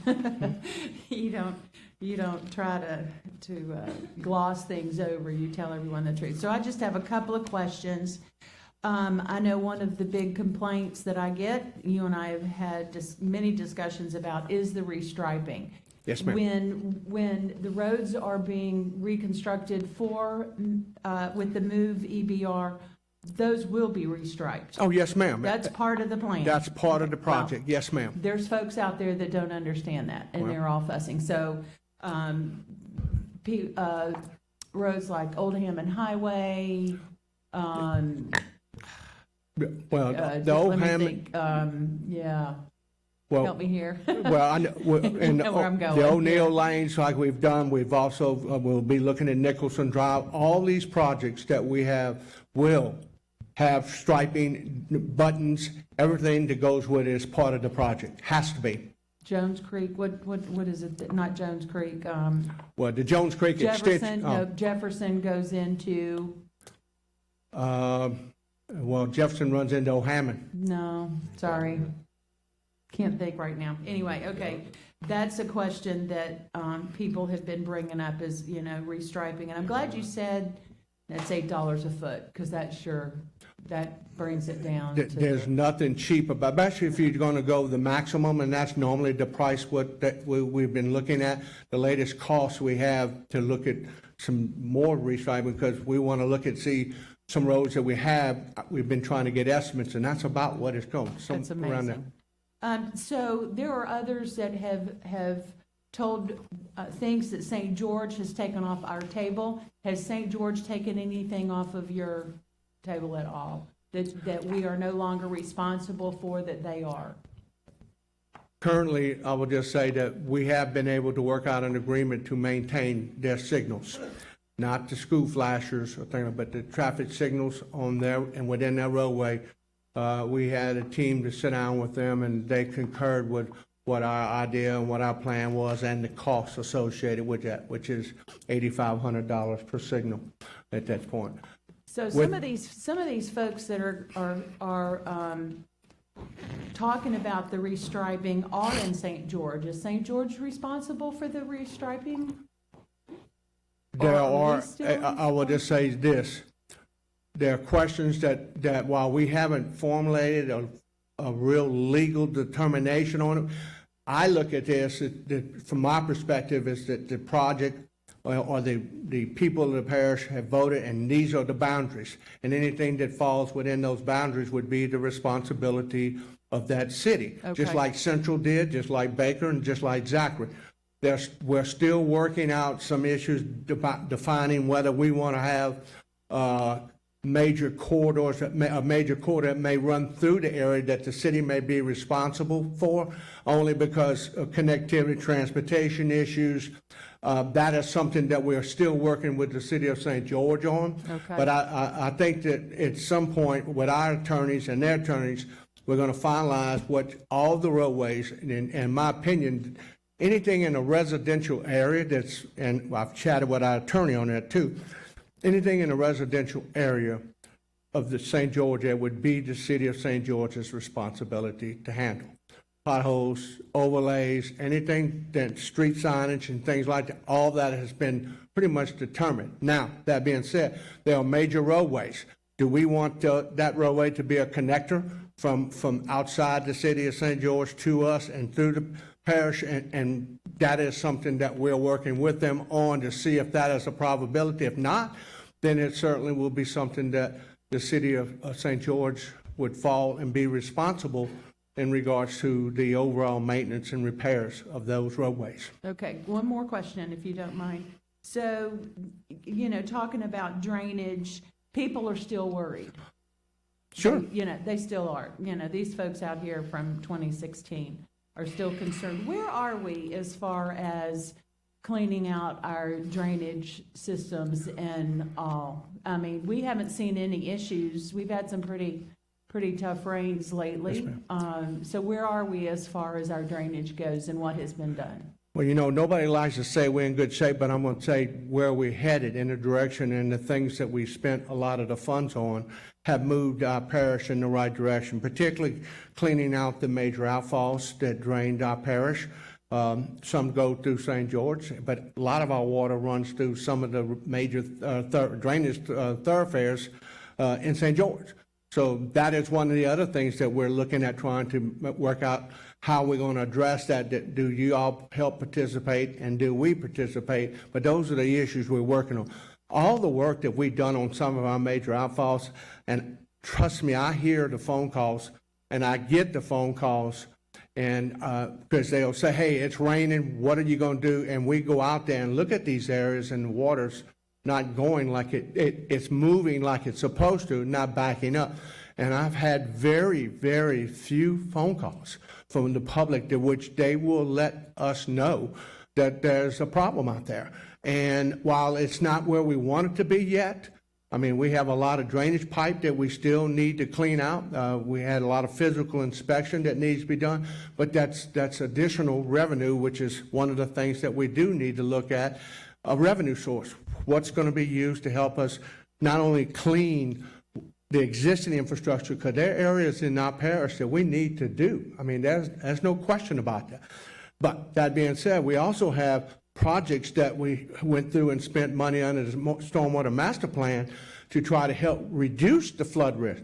Not going to say you're not going to flood, but it can help reduce the flood risk, and I think that's also critical. So we're in much better shape than we were in I 2016. will stand here today and say, yes, ma'am, there may be some areas people would think different, and that's only because we haven't got to there, but when the areas that we really moved into, I would say that the number of complaints that I've received, and while they call Reginald, they don't have a problem calling me, I assure you, which I'm okay with that, because I want to know what that is. I want to know what the problems are and see how we can address it. Yeah, I think people need to understand that it doesn't drain off as quickly as it comes down, you know, and I tell people, as long as it's draining, you know, we should be okay, so, Yeah. thank you, Fred. Yes, Thank ma'am. you.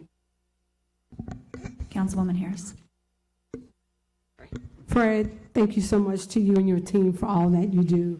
You ma'am. always answer the calls and you always show up. So thank you, and we appreciate it greatly. I want to go back to the traffic signal that you mentioned, that St. George's. Yes. It's held, the traffic signal is located in St. George, or signals in St. George, but the city has agreed to monitor those signals. We're monitoring the signals, and also they're paying for maintenance of whatever we have to do in regards to any signal improvements that need to be made. And you agreed along with your team and their team, $8,500 per Yes, ma'am. signal? Yes, ma'am, that's correct. And how many of those will we be I think monitoring? there are 40 that we okay. have. There's And- 50, a total of 50, but some of them are state-owned signals that fall within St. George, and we are working with the state also, because I think Councilman Goday was asking about that also, with the state on adjusting the fees that we have on a per month for the state highway signals too. Okay, so when did this go into effect? Well, we just have the stuff, we've chatted with them, we've been negotiating, we have a contract we sent in, and I'm waiting on it to be executed. Okay, all right. Thanks, Fred. Yes, ma'am. Anybody else? No, everybody's Councilman Dunn. Fred, thank you for the report. Thank you for the work that you and your team do. Very responsive. We appreciate you and your team's service to the parish. Councilwoman Amoroso was talking about drainage. I had the privilege of visiting with the Amite River Basin Commission and taking a tour along the Amite River, Diversion Right. Canal, Blind River, Lake Marpar, and all of that, and learned a lot about, you know, its connectivity to what happened in 2016 and preventing something like that happening again here in the area, in the region, and the surrounding parishes, represented from the state level, the local level. Our neighboring parishes, Ascension and Livingston, was there. Who is representing East Baton Rouge Parish on that commission? That's you? Yes, sir. Okay, so you familiar with the work I they're am very doing? familiar, and the only reason I didn't make that meeting is that it was set up real late, but they had some people, but I would have loved to have been, but I already have seen the most of the stuff, because we've already had tours on some, particularly with the weir.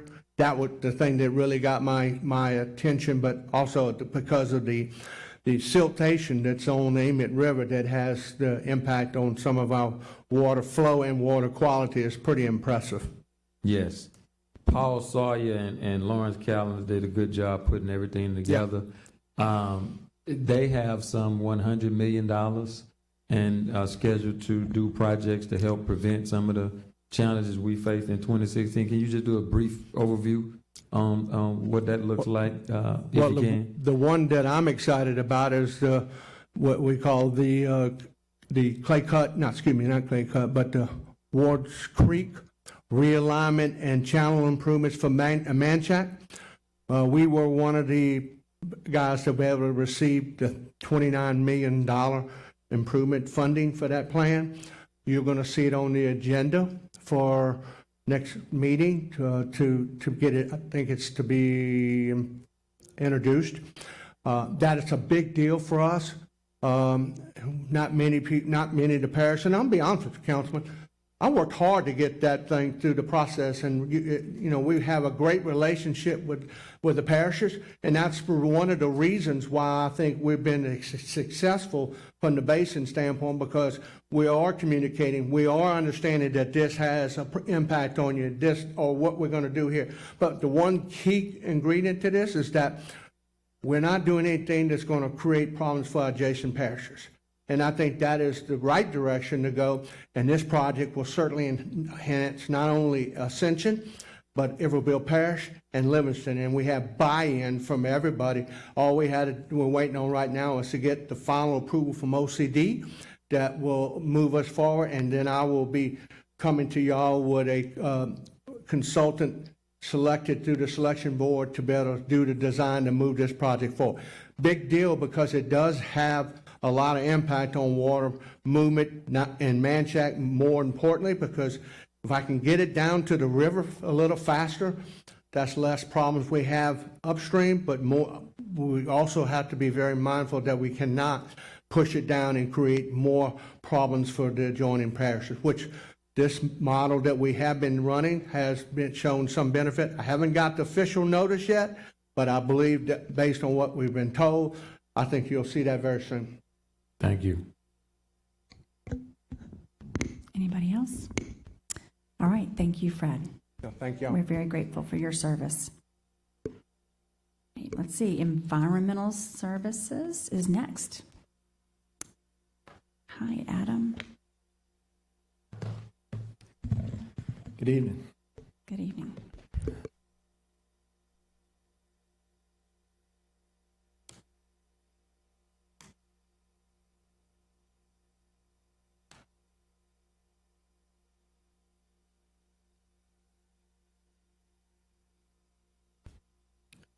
While he's pulling it up, I just wanted to touch on a few things. So environmental services, as you know, it covers sanitary sewer, solid waste, and then we've got the stormwater compliance divisions as well. Two of the three of those are enterprise funds, so they're different than the prior presentations that were all general fund. The first two, both sewer and solid waste, are enterprise funds and are funded by dedicated funding sources, both user fees and half-cent sales tax for sewer.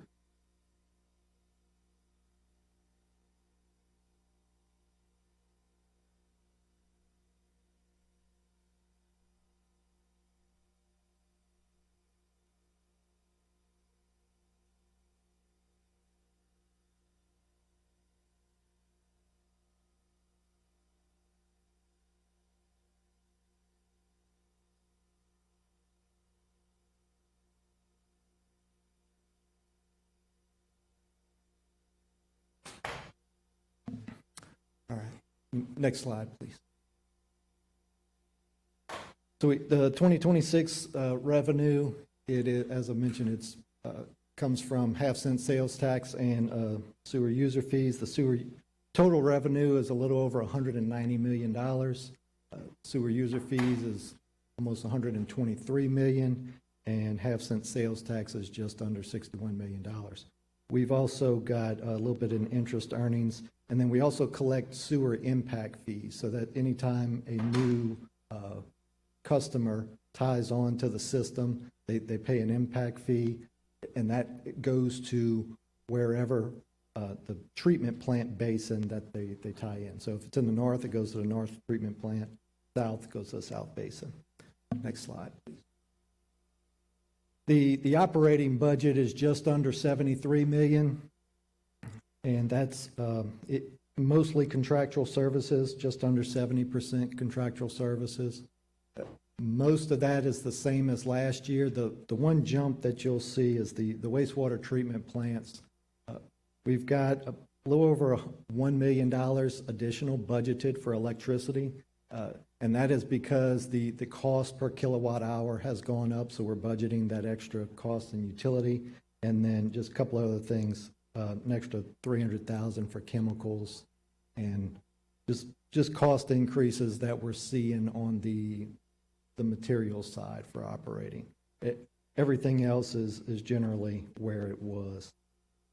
Now you'll see, okay, so we had $190 million in revenue. We've got $73 million in the operating budget. The other big part of that is we've got, next year, we're going to have about $83 million in debt service from the SSO program. We've also got some capital in there.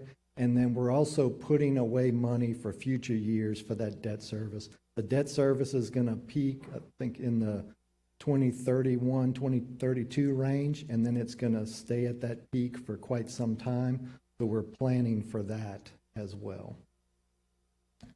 Next slide.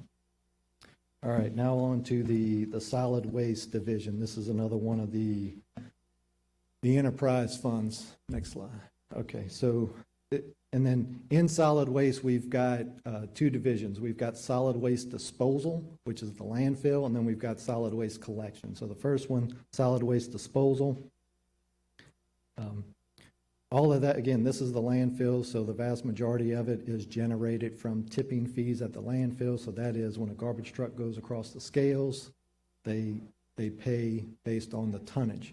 You'll see we're introducing an item on the agenda tomorrow night. That'll be for the December meeting, where we're planning to go up on the tipping fees again. This is not something that the residents see directly. This is on the commercial side. So if it's let's say a grocery store, they're getting their dumpster serviced, a hospital, that type of thing. All those, that's where you'll see these commercial rates, and the commercial rates will change.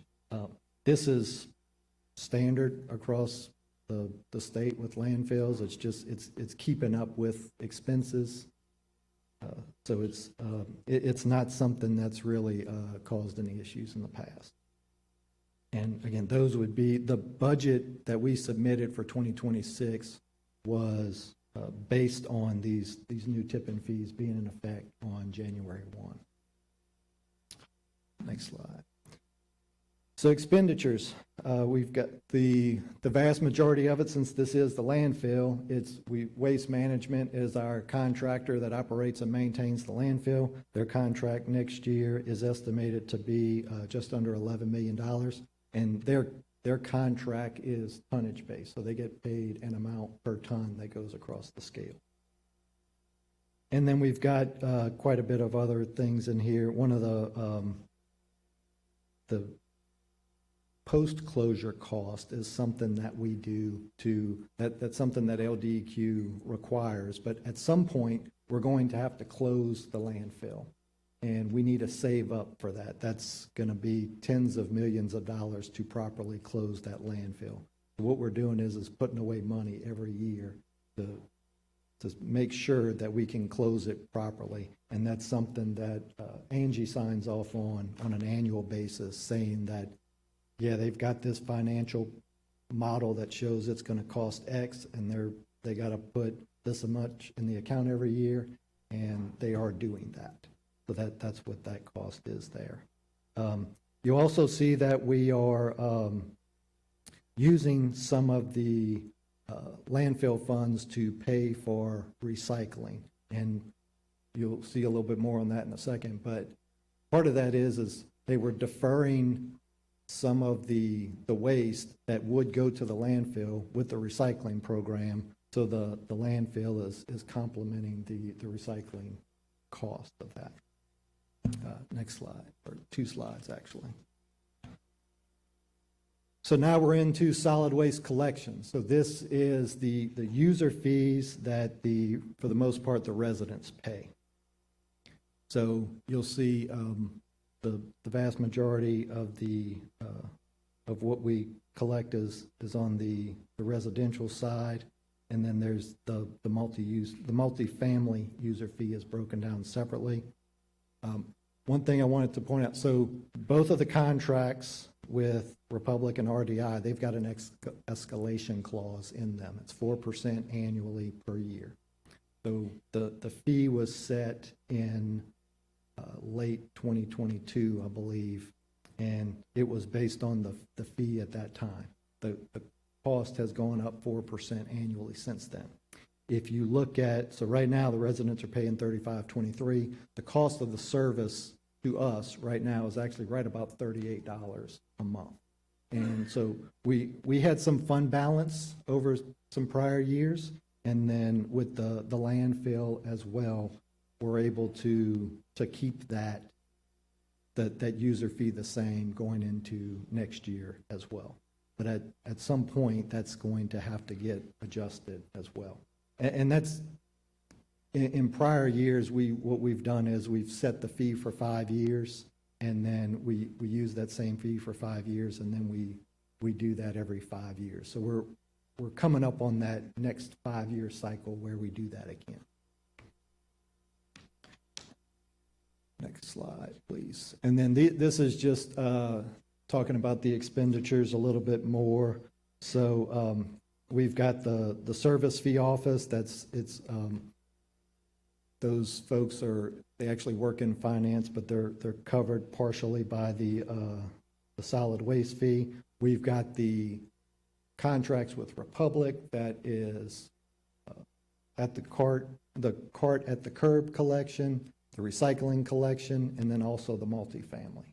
And then you've got RDI that's doing the out-of-cart services. That's the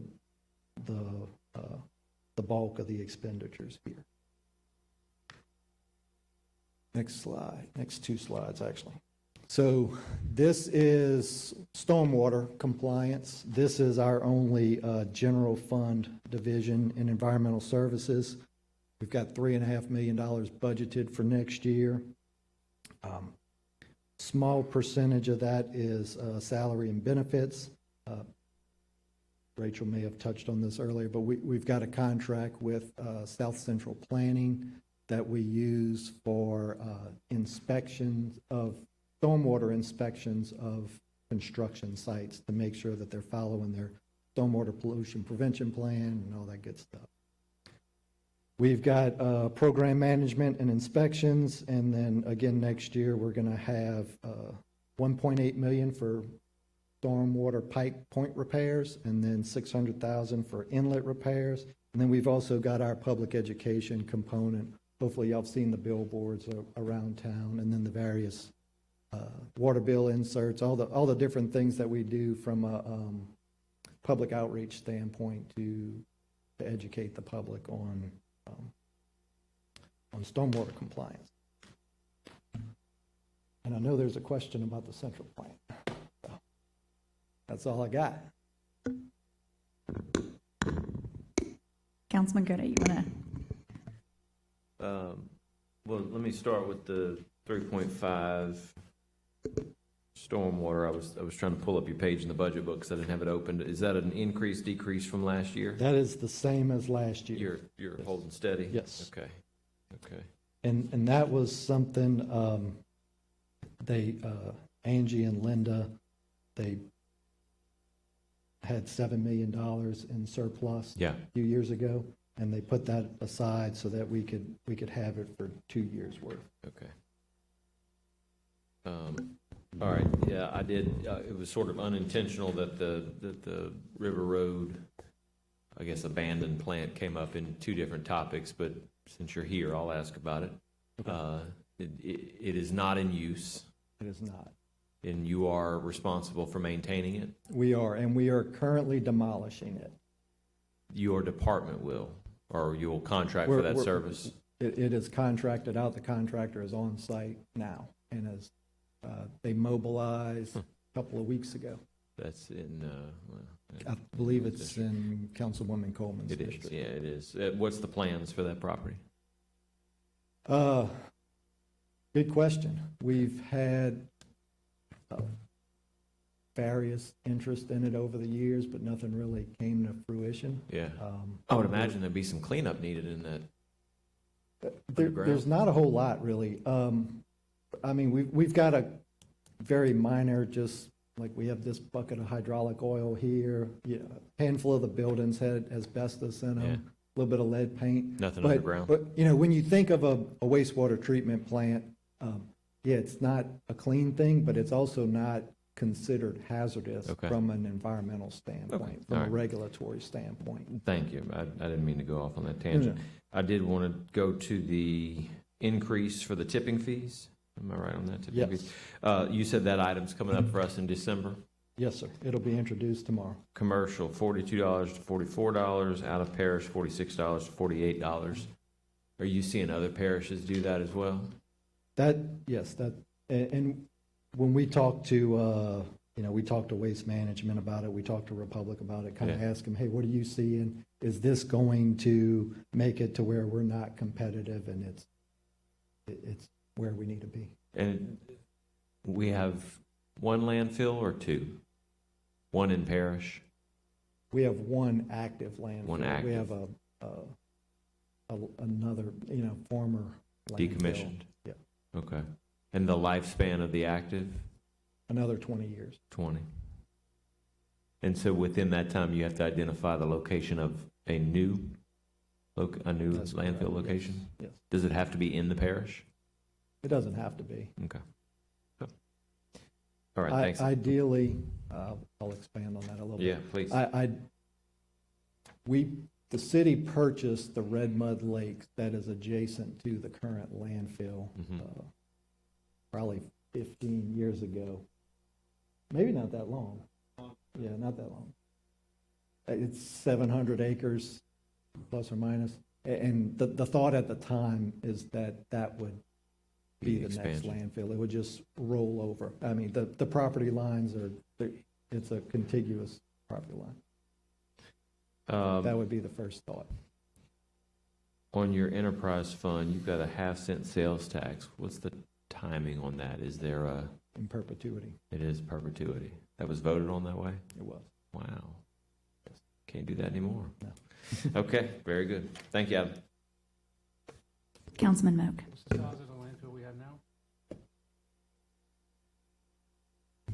What's the size of the landfill that we have now? I'm gonna have to get that to you. I do not know that off the top of my head. Oh, guesstimated acreage, anybody? Is the Yeah, land that we I mean- purchased larger?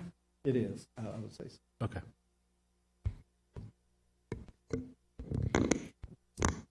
Adam, so this, if I read my budget book correctly, Mhm. this is what I think, if not, correct me. This 3.5 million is coming out of fund balance, right? This is not general fund? Okay. Is that right, Angie? It's general fund balance. Okay. And so this is for 2026, but in 2027, that's a hole we're going to have to fill because we're fulfilling a commitment that was made with these funds to stormwater. So this is, we're going to have to find that money next year if we're going to continue doing these stormwater activities. Is that correct? That's correct. Okay. And that is, and we still don't really quite know exactly what's going to be required of us. Not yet. Okay, so this is a real area for me of concern, because we're kind of hanging on by, we're doing great work, but financially we're hanging on by a thread. So I just wanted to throw up that little red flag for everybody. Not your problem, that's our problem, we have to figure out, but it is a problem. Well, thank you. Okay, anybody else? Okay, Councilwoman Harris. Hey, Adam. I have a question on page 3, the O&M budget, the Yes. very corner right here, where it talks about personnel services, personal services, employee benefits, supplies, and contractual services, 69%. Yes, That's correct? that's correct. Can you tell me, share with us, what are those contractual services? We've got various pipe repair contract. We have 3 different pipe repair contracts. So we've got an emergency and then 2 annuals. So the emergency is somebody's got an issue and they can't flush, they can't run the dishwasher or whatever. Our contractor responds almost immediately. Then the other 2 are a little more planned out, where we know we need to make a pipe repair, but doesn't need to be done tomorrow. We use that to schedule those. We've got basically for the most part, all of our maintenance is contracted out. So manhole rehab, valve maintenance, a lot of our pump station maintenance is contracted out. The wastewater treatment plants are contracted out. There's a long list. Okay. Odor control, we've got, generally, we use our in-house people to investigate, to determine what the problem is. Okay. And then Then you'll the send. vast majority of the time, we use a contractor Okay. to fix the issue, whatever it is. Okay, so your in-house persons will investigate the situation, and then you'll decide what contractual service will go out. Correct, Okay, correct. all right, thanks, Adam. Anybody else? All right, thank you very much, Adam. We appreciate your service and your presentation. All right, our final presenter of the evening is the Big Buddy Program. Welcome. Thank you for having me.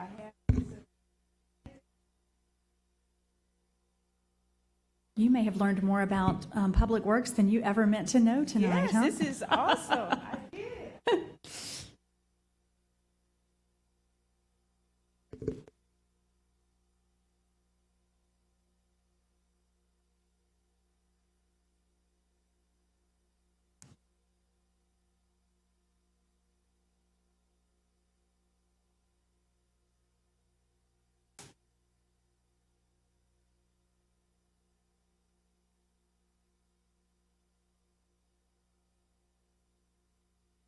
Yep, you're ready. You can go.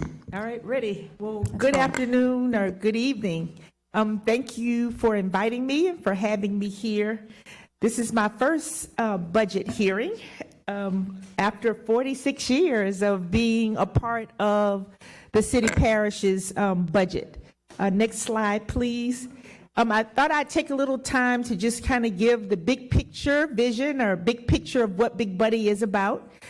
Big Buddy is, our mission is to build a community of mentoring relationships that inspire and advance our young people to create meaningful change.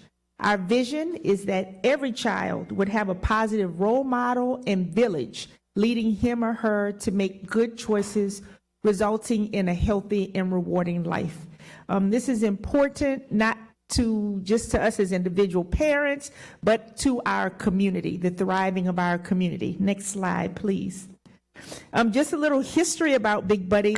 Big Buddy began as a LSU psychology classes project. We are a local organization. A lot of people don't know that. We're not like a Big Brothers Big Sisters or a Boys and Girls Club where there's a parent organization that we all collaborate. We are born right here in Baton Rouge and continue to serve the young people here.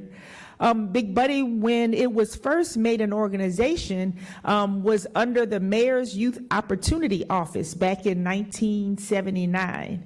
Big Buddy was welcomed in by Mayor Pat Screen, and we have served under 5 other mayors, Mayor Tom Ed, Bobby Simpson, Kip Holden, Sharon Weston Broom, and now Mayor Sid Edwards.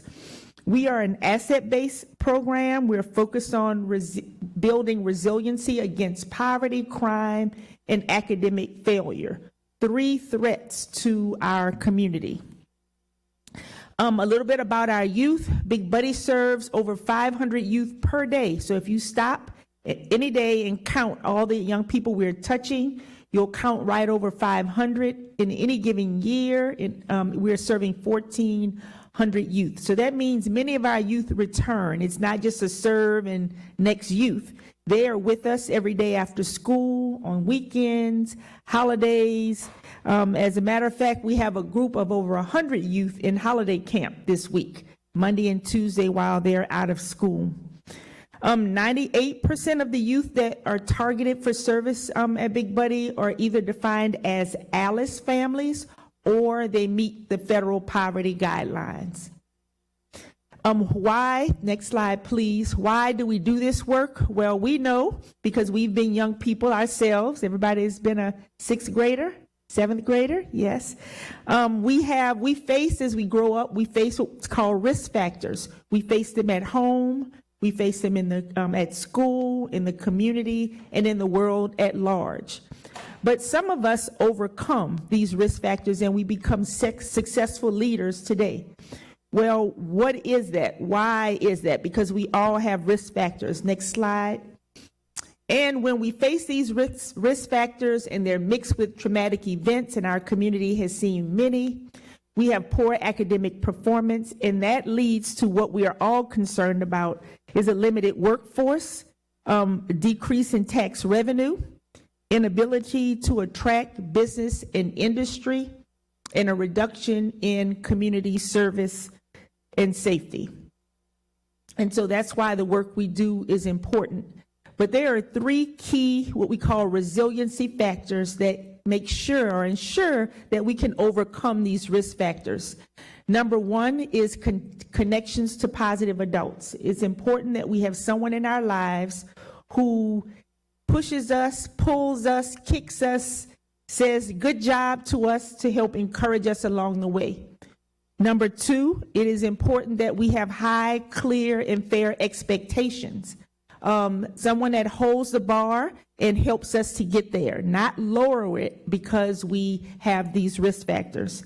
And third, it's important that we give young people opportunities for participation and contribution so that they can see how their gifts impact this community and can be of service. Next slide. So we know mentoring works. So because we know this, there are three ways Big Buddy provides services to the Baton Rouge community. Number one is through our one-on-one mentoring relationships.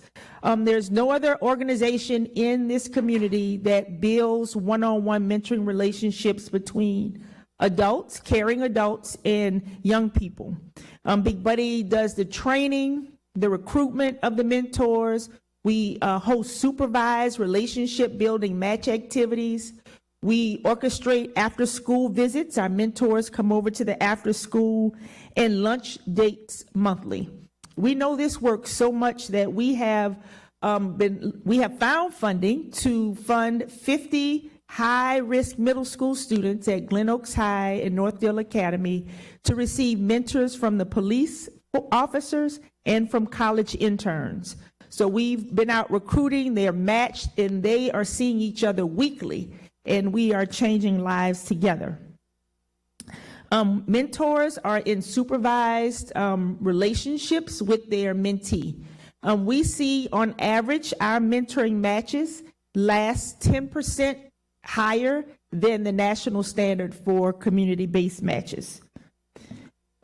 Just this week, we were invited, next slide please, to have a BRCC night, a night at BRCC. The mentors took the mentees to a basketball game. And so those are the type of things that you want to do with young people to keep them on a positive road. Next slide, please. The next thing we do is what we call extended learning, and that's after school, summer, and holiday programs. Currently, we serve about 500 youth per day in those programs.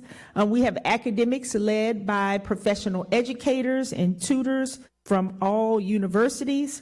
And then we partner with enrichment leaders of Moving Colors, Kids Orchestra, Baton Rouge STEM, Girls on the Run, Girl Scouts. We bring these wonderful providers to the schools to deliver their services to young people who would not otherwise have the opportunity to engage in high quality enrichment. Our targeted schools are schools that have high populations of low performing and high need students. We have linkages to the school day learning, and we all know that after school programs and summer programs and holiday camps helps working families, it improves academic outcomes, and it helps build school culture. Next slide. We see a couple of our activities. They just sent me these over today. They're at like I said, we have over 100 young people at Thanksgiving camp participating in Thanksgiving crafts, exercising, field trips.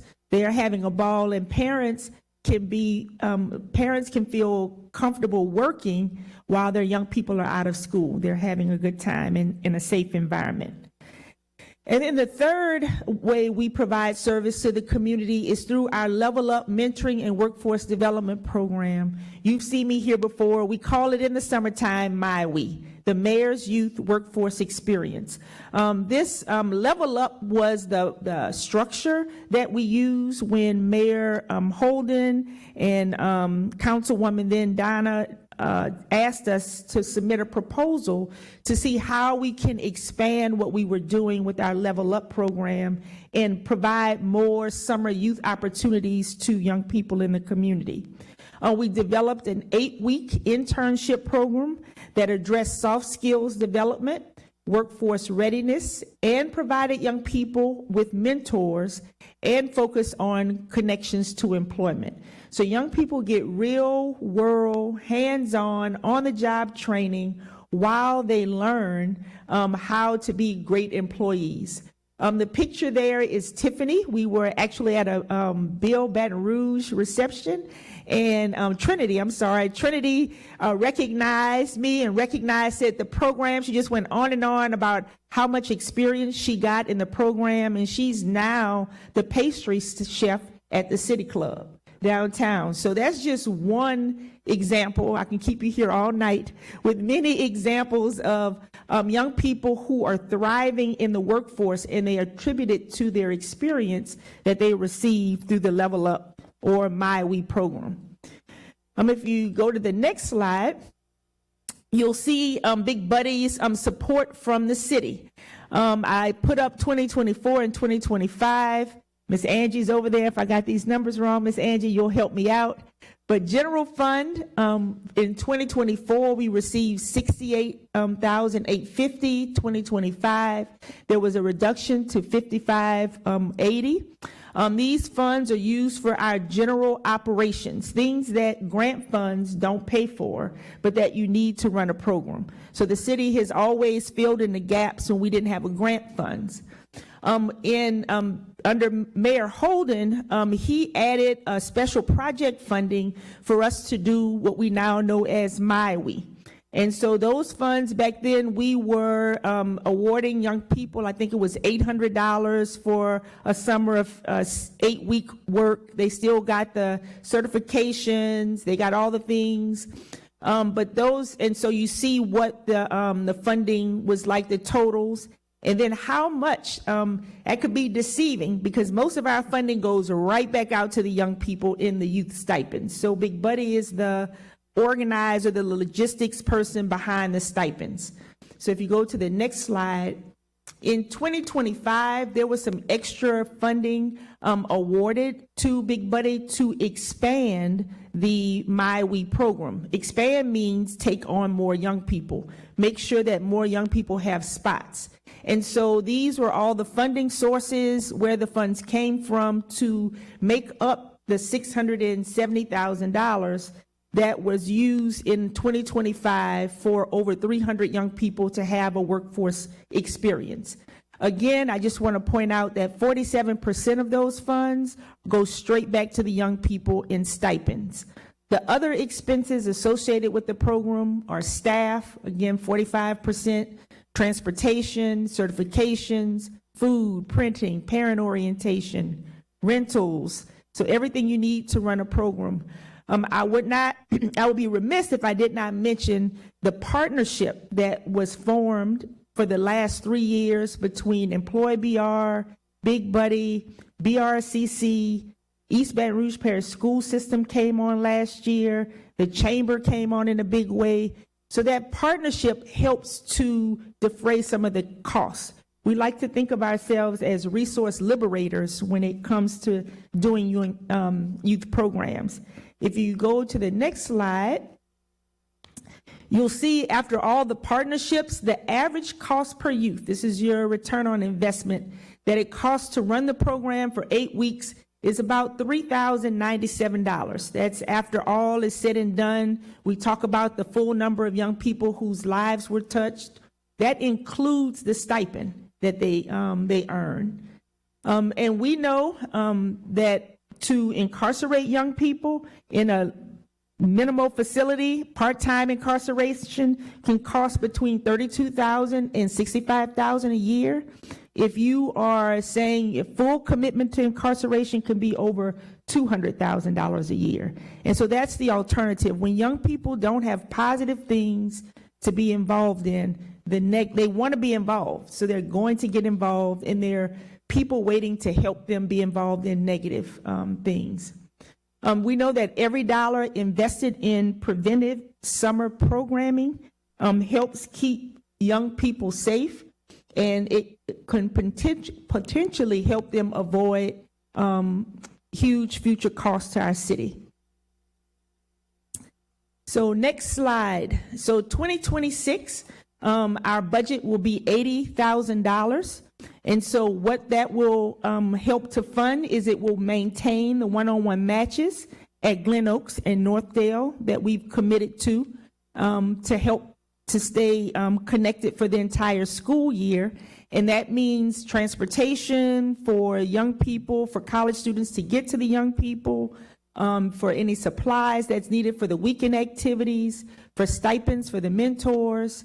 And then it would help to supplement middle school programs and holiday camps, because that's where we fall short in funding. Middle school is a difficult age. You have to go above and beyond to keep them engaged. If anybody has raised a middle schooler, been a middle schooler, you know. And so we want to make sure that those youth are engaged and into positive things, because that's where we lose them. What's missing with that budget is the cost of the Mayor's Youth Workforce Experience. It costs us about $3,500 per youth to run the program. That's staff, that's the stipends that young people receive, that's any credits that they're going to earn, any certifications. And so that's the funding that would be missing if the $80,000 is the budget that holds. Now, I heard everyone else say, what do we do? When you have a shortfall, you raise more money. That's what nonprofits do.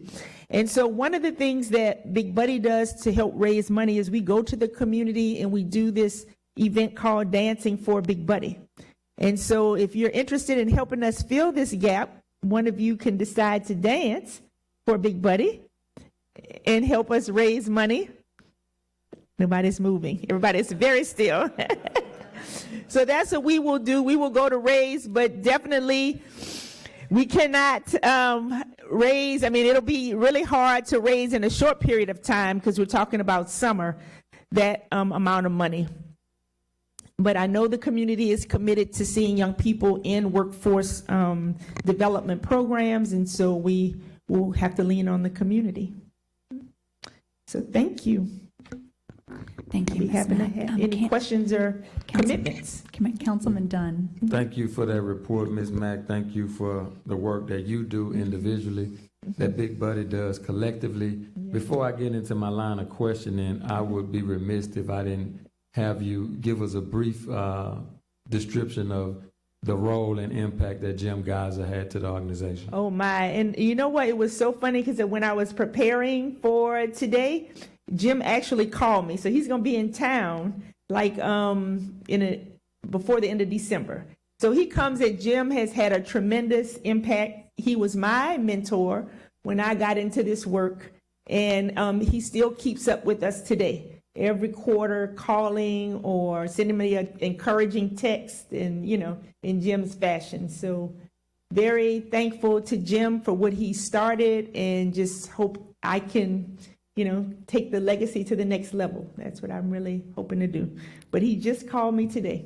Well, tell him I said hello. I sure will. In the 80s, when there was a one-man show, or just about a one-man show, Jim used to come to Scotlandville and Banks and, be the big buddy and run programming and take us on trips and things of that nature. So, yep, still true today.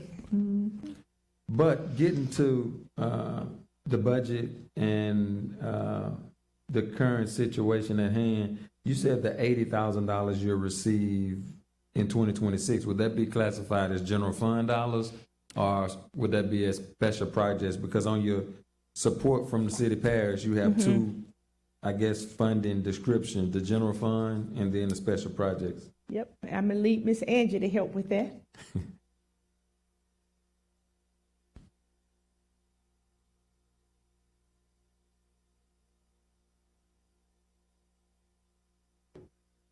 So the special project budget is in the mayor's office. And so the mayor's office used Big Buddy for the summer youth programs, which is the Maui that she discussed. Right. And then they were also part of the outside agencies that have now been moved to the American Rescue interest earnings. So this 80,000 will be general fund? It's in the American Rescue interest earnings. There's no funding proposed in the general fund at this time. Okay. So the general fund that's referenced here is our general fund, not theirs? Yes, sir. Gotcha. Okay. So do they, Ms. Mack, do you know how you can utilize those dollars? I was assuming the same way we have, which was taking care of the mentoring and the after-school programs for the middle school. That's what we All right, okay. Could we clear whatever that question and answer was up on the record? That's okay. She can utilize them in the manner she just spoke of. Okay. ARP interest is treated like general fund. Okay. Thank you for that input. So I know you referenced 300 youth last year served by Maui. I remember at one point we got it up to about 500 youth. That is correct. Okay. And so there's no conversation or commitment to continue this program with the administration or some level of funding? I have not had any communication from the administration about continuing the program. Mason, can you come up here, please? Or, no, Christelle. I'm sorry, I didn't see you there. Now, just for clarity, what does MyWe stand for? Yes. Mayor's Youth Workforce Experience. Okay. Christelle, have we had any conversation with Big Buddy to keep some level of funding of this program that's actually named after the mayor? First of all, I'm impressed that you remember Jim Geyser, right? He was my big buddy. Yep, that's just means a lot to me. This is a program that is near and dear personally to me. I think that what you're seeing in the proposed budget is unfortunately what has have to happen with a lot of our programs. I think we'll go back and try and, Councilman, look for whatever we can do funding-wise. That I think that the impact that you noted on your slides was very well done. And I know it's important. This is an asset to our community, so we will go back and look at it. I'll work with Gay. I'd appreciate that. And I know a lot of stakeholders came to the table to make it happen. Again, in the 80s, I remember when many young people in my community was able to get these summer jobs and, you know, get some income to help them and their families and things of that nature. And many people long before us advocated for this to return in some shape, form, or fashion, and to see it to come to fruition and the impact that it has made. And Ms. Mack did a good job of talking about the proactive investment that reduces the chances of young people end up in the criminal justice system. So I think this is one of the major positive impacts that we have, so we can, you know, figure out some ways to fit them in some way, shape, form, or fashion. As we know, everybody's going to have some cuts, but I think there's some things that you guys are working on. If you guys can have that conversation, that would be greatly appreciated. We sure will. Thank you. Ms. Christelle, can you stay up there? Anybody else? Yes, sir. I'm just gonna, I feel like I'd be remiss if I didn't throw these out there or ask these questions. And look, the Big Buddy program is a great program. I was part of it, not in it when I was little, but I was asked to help out with certain things in volunteer organizations that I was with, the fire department and everything else. We did so much. I guess what I'm asking is, or wanting to know, your programs and the things that you provide, we hear every year from multiple organizations that sound like, other than Big Buddy program being around for a very long time, we have multiple organizations, we have community centers that do these same programs. Some of it, part of it, I don't know if it's exactly the same word for word. I'm not going to say that. Okay, I'm not accusing or saying that is. But we have a lot of organizations out there that look for funding, that ask for funding, that do these type of programs. So are we going to, where does Big Buddy step out from those other programs? And would it be good to put some of those resources from these other programs? And I don't know how many get funding from city parish. I know there's been a lot of different things that we've done over the 6 years that we've been here.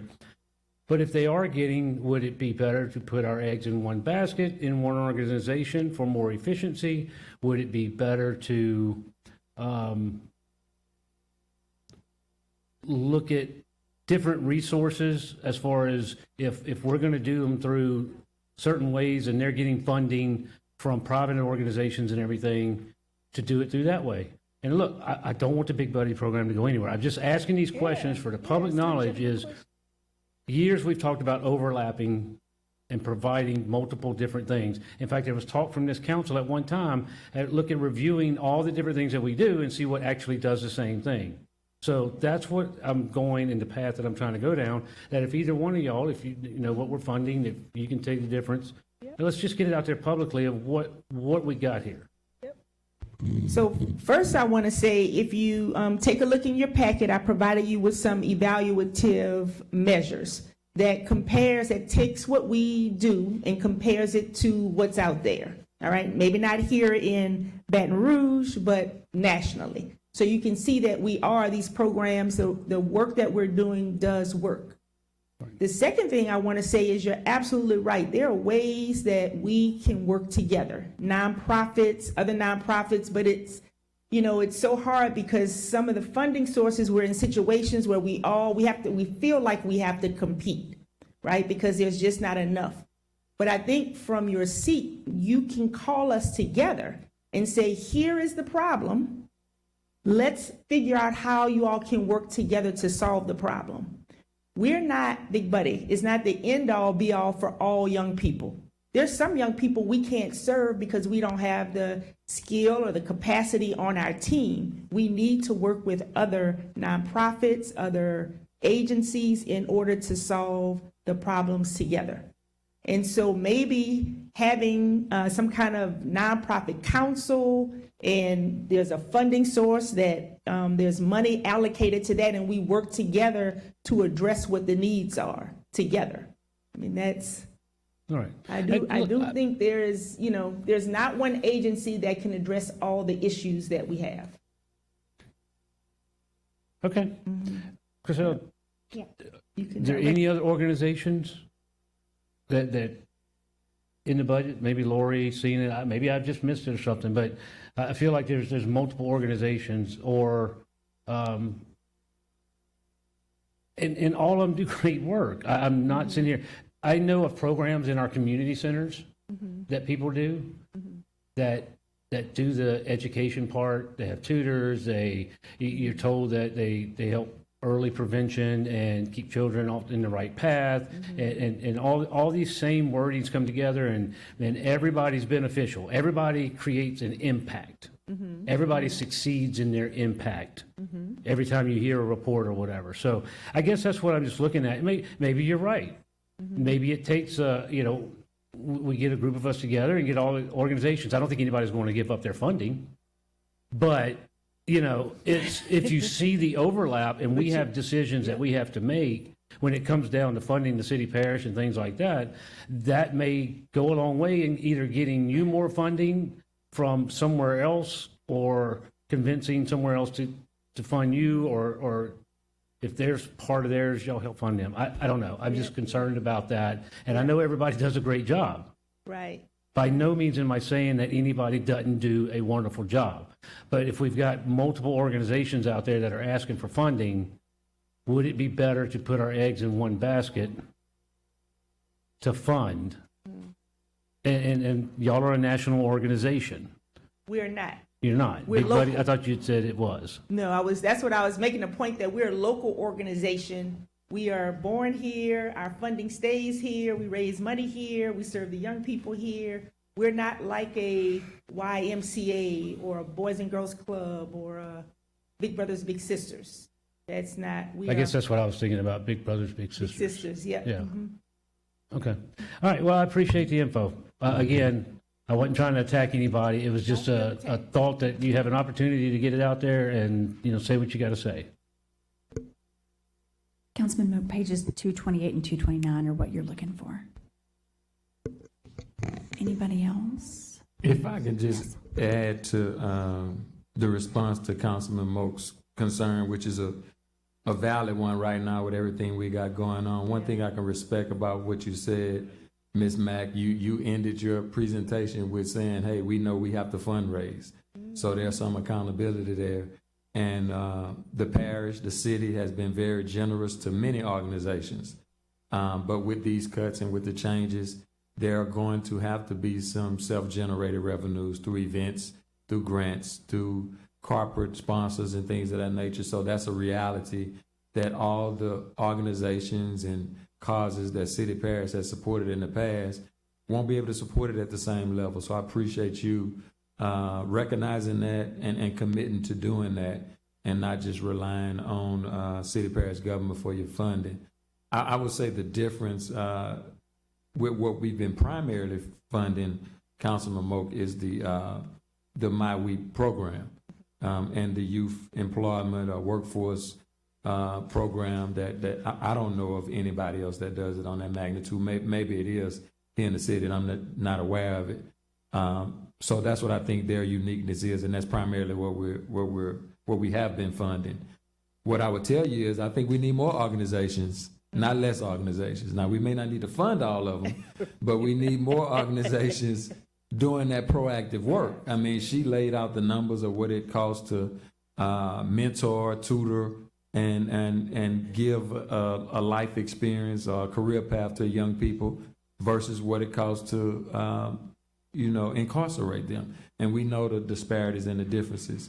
We look at all the law enforcement agencies that we have in this city or in this parish. It's probably 20, 25, 26 or more that are all doing law enforcement work in some shape, form, or fashion. There's some overlap, there's some duplication, but we still have 20 plus agencies, fighting crime in the city and in the parish. And I think we need just as much or more agencies being proactive doing the work to prevent kids and young people from turning to a life of crime. Thank you. Anyone else? All right, thank you. Thank you so much, Mrs. Mack. Thank you. All right, so this will conclude our third council budget hearing. Our next council budget hearing will be after Thanksgiving on Wednesday, December the 3rd. Is that right, or second? Third, after council zoning. So it'll be the same as last week. We'll have a 4 p.m. zoning meeting, and then we'll plan to start this by 4:30. Criminal Justice Coordinating Council, Arts Council of Baton Rouge, City Constable. Potentially, it's the last one. We've had a request for the library to come. Who else, Joe? I'm missing somebody. Oh, the Spanish Town Mardi Gras Parade. The Spanish Town wants to come. So the agenda is not published yet, so we can still add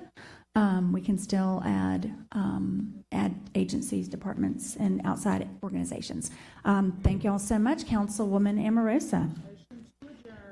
And everybody seconds. We're adjourned.